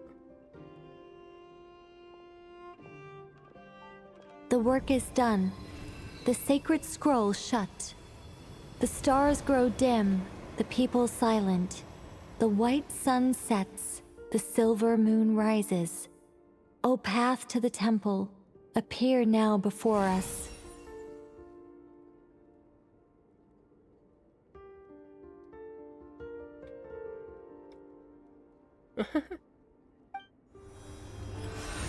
Yeah, unfortunately, I'm not really the best at really opened. picking up on musical cues. I think the music is pretty. I'm just really bad at paying attention to it. So that's what all this is about. They've been trying to open this gate. Come, let us enter. This also just started the next quest line without my consent. It might be best to eat something first. Take care to chew properly and swallow slowly. It will give your body time to readjust to the digestion process. I know who's fascinated by They will head in soon. We will! They will need to enter this gate.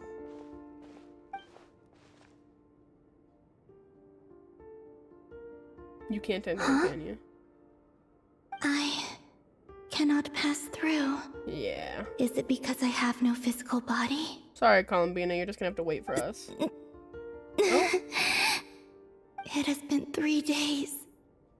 My strength is all but completely faded. How many days have passed since we started this quest line, man? Can I really hold on until Moon Prayer Night? It's fine, we'll find it. We'll find something. There, you see? It started this quest line. Ugh, son of a bitch. Do I want to continue it though? I'm tired as shit, bro.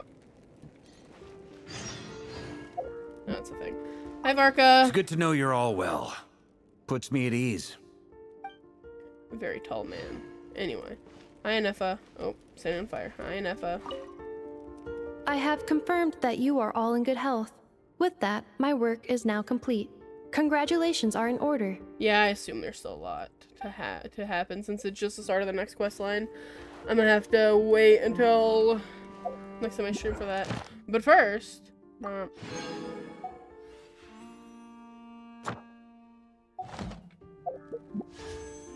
I've resorted to doing single pulls because I'm at like 75 for Durin. 36, baby. Oh, shit. God damn it, Mona. Oh, I fucking knew it was gonna do that to me, too. I was like, I've lost, like, every fucking 50-50 in the last, like, year. Except for one on Flynn's. No, I don't have Durin. I don't have him yet. I want him. Someone told you. I want Durin. Dumbass. You could have at least given me a gene. Because at the very least, if they gave me another gene, I could level up my fucking Nouvelet to level 90. I mean, level 90 and level, 100. They gave me a Mona. They gave me a Mona.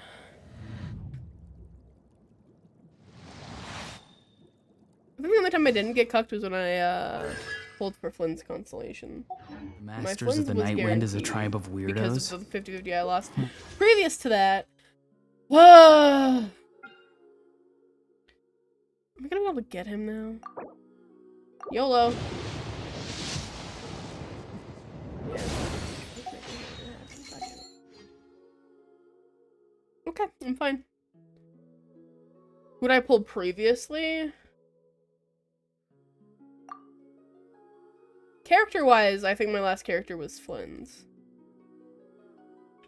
I don't know, though.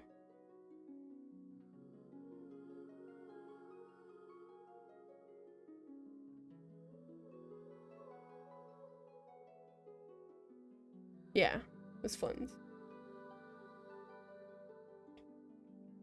And that was that was one of the special wishes. The, like, oh, I don't remember what they're called. The, like, intertwined one.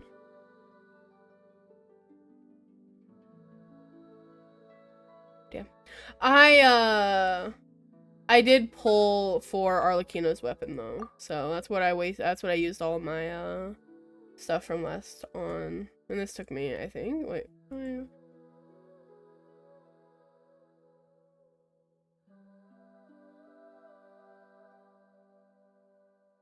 Oh, because I lost my 50-50 here, too, and I got a fucking... Yeah, I got another Vortex Vanquisher. God damn, bro. I have too many of these! I have too many Vortex Vanquishers! Oh, wait, no. Vortex Vanquisher was this one. I thought it was another one of these. I have too many of these. I have, like, fucking 5 of these. But no, because I lost that, and I have Zhongli's weapon, even though Zhongli's weapon sucks. And then I pulled for her. So I spent a good, amount of pulls on that. And I don't even think it was worth it in the long run, honestly. Ah, goddamn. Is there? Oh, darn. Will you elude me this day? It's funny, because I've been fighting his boss, because I was like, last time I fought a boss before I got the character, it was for Malwika, and I didn't get Malwika the 2 times she ran. Because I pulled for her on release, I lost 50-50 and didn't keep pulling, and then, when she re-ran, I also pulled again. And I still didn't get her. So maybe I should stop pre-farming. Maybe that's leading to my downfall. Where the fuck am I? I'm here. Oh, Durin. Sad. It's fine. Where does her name rest? Yeah, I'll have to, come back to this at a later date, because I am tired, and now I'm tired and sad. Look, an achievement.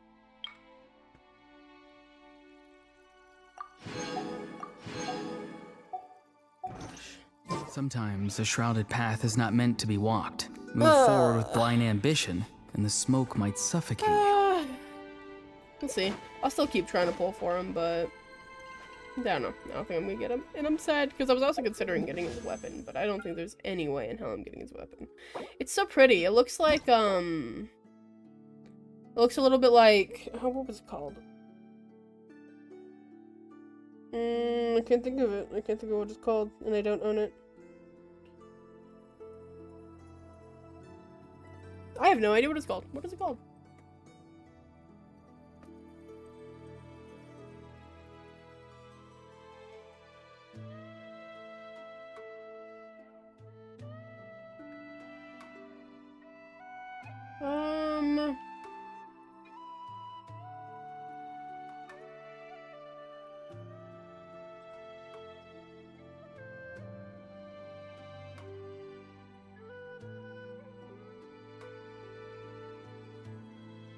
Google's not helping me.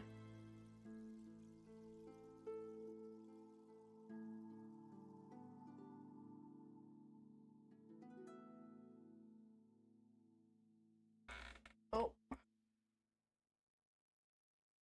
Festering Desire. God, there it is. There is my brain. It looks a little bit like the Festering Desire. At least to me. And then even Venti got a new bow.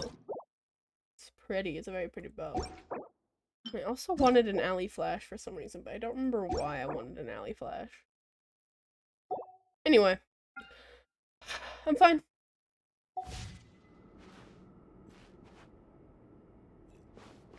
Festering should have been his best 4-star. It would look really good on him. But alas, that's not how this game works, is it?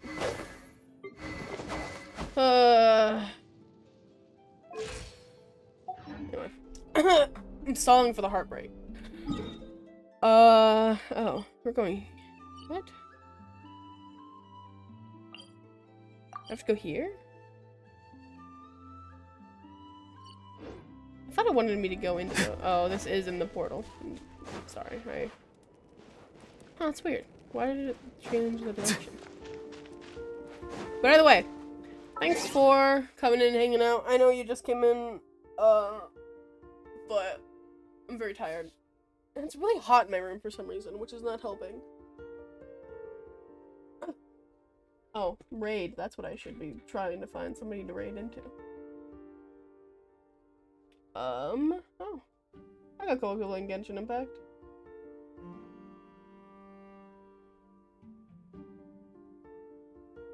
Cool. It's rare that I find somebody that I follow that's playing Genshin Impact. I think I actually, oh shit, fuck me. I first raided into these people back when I, was playing Star Rail, so really cool. Looks like they're doing Hex and Circle stuff, that I already did off stream because I just wanted to get the things. But yeah. So, thank you guys for watching and hanging out with me. I'll be back probably here in the near future playing more Genshin Impact. To get through the quest line, and I also have to do Durin's story quest. And we will hope and pray that maybe I'll be able to get a Durin by the end of the next 14 days, but I am not too ecstatic about it. I'm not too what is the word? I don't know. You can tell that I'm tired because I can't even think about how words work. But yeah, I'll also have to do more research about some of the Genshin stuff that they dropped, because they dropped a lot of background information and stuff that I recognize, like, a little bit. Like, I recognize the War of Funerary Flame by name, but I don't remember it, really, because I don't actually think it's been talked about in main questline. So I might have to do some digging into some of the background stuff. But anyway, I am excited for the next half of this questline, because I do know Dottore shows up. And even though he's an asshole, he's still, you know, a fun character. Well, he's a good bad guy, you know? But anyway, I will see you guys next time, and I hope you have a lovely night.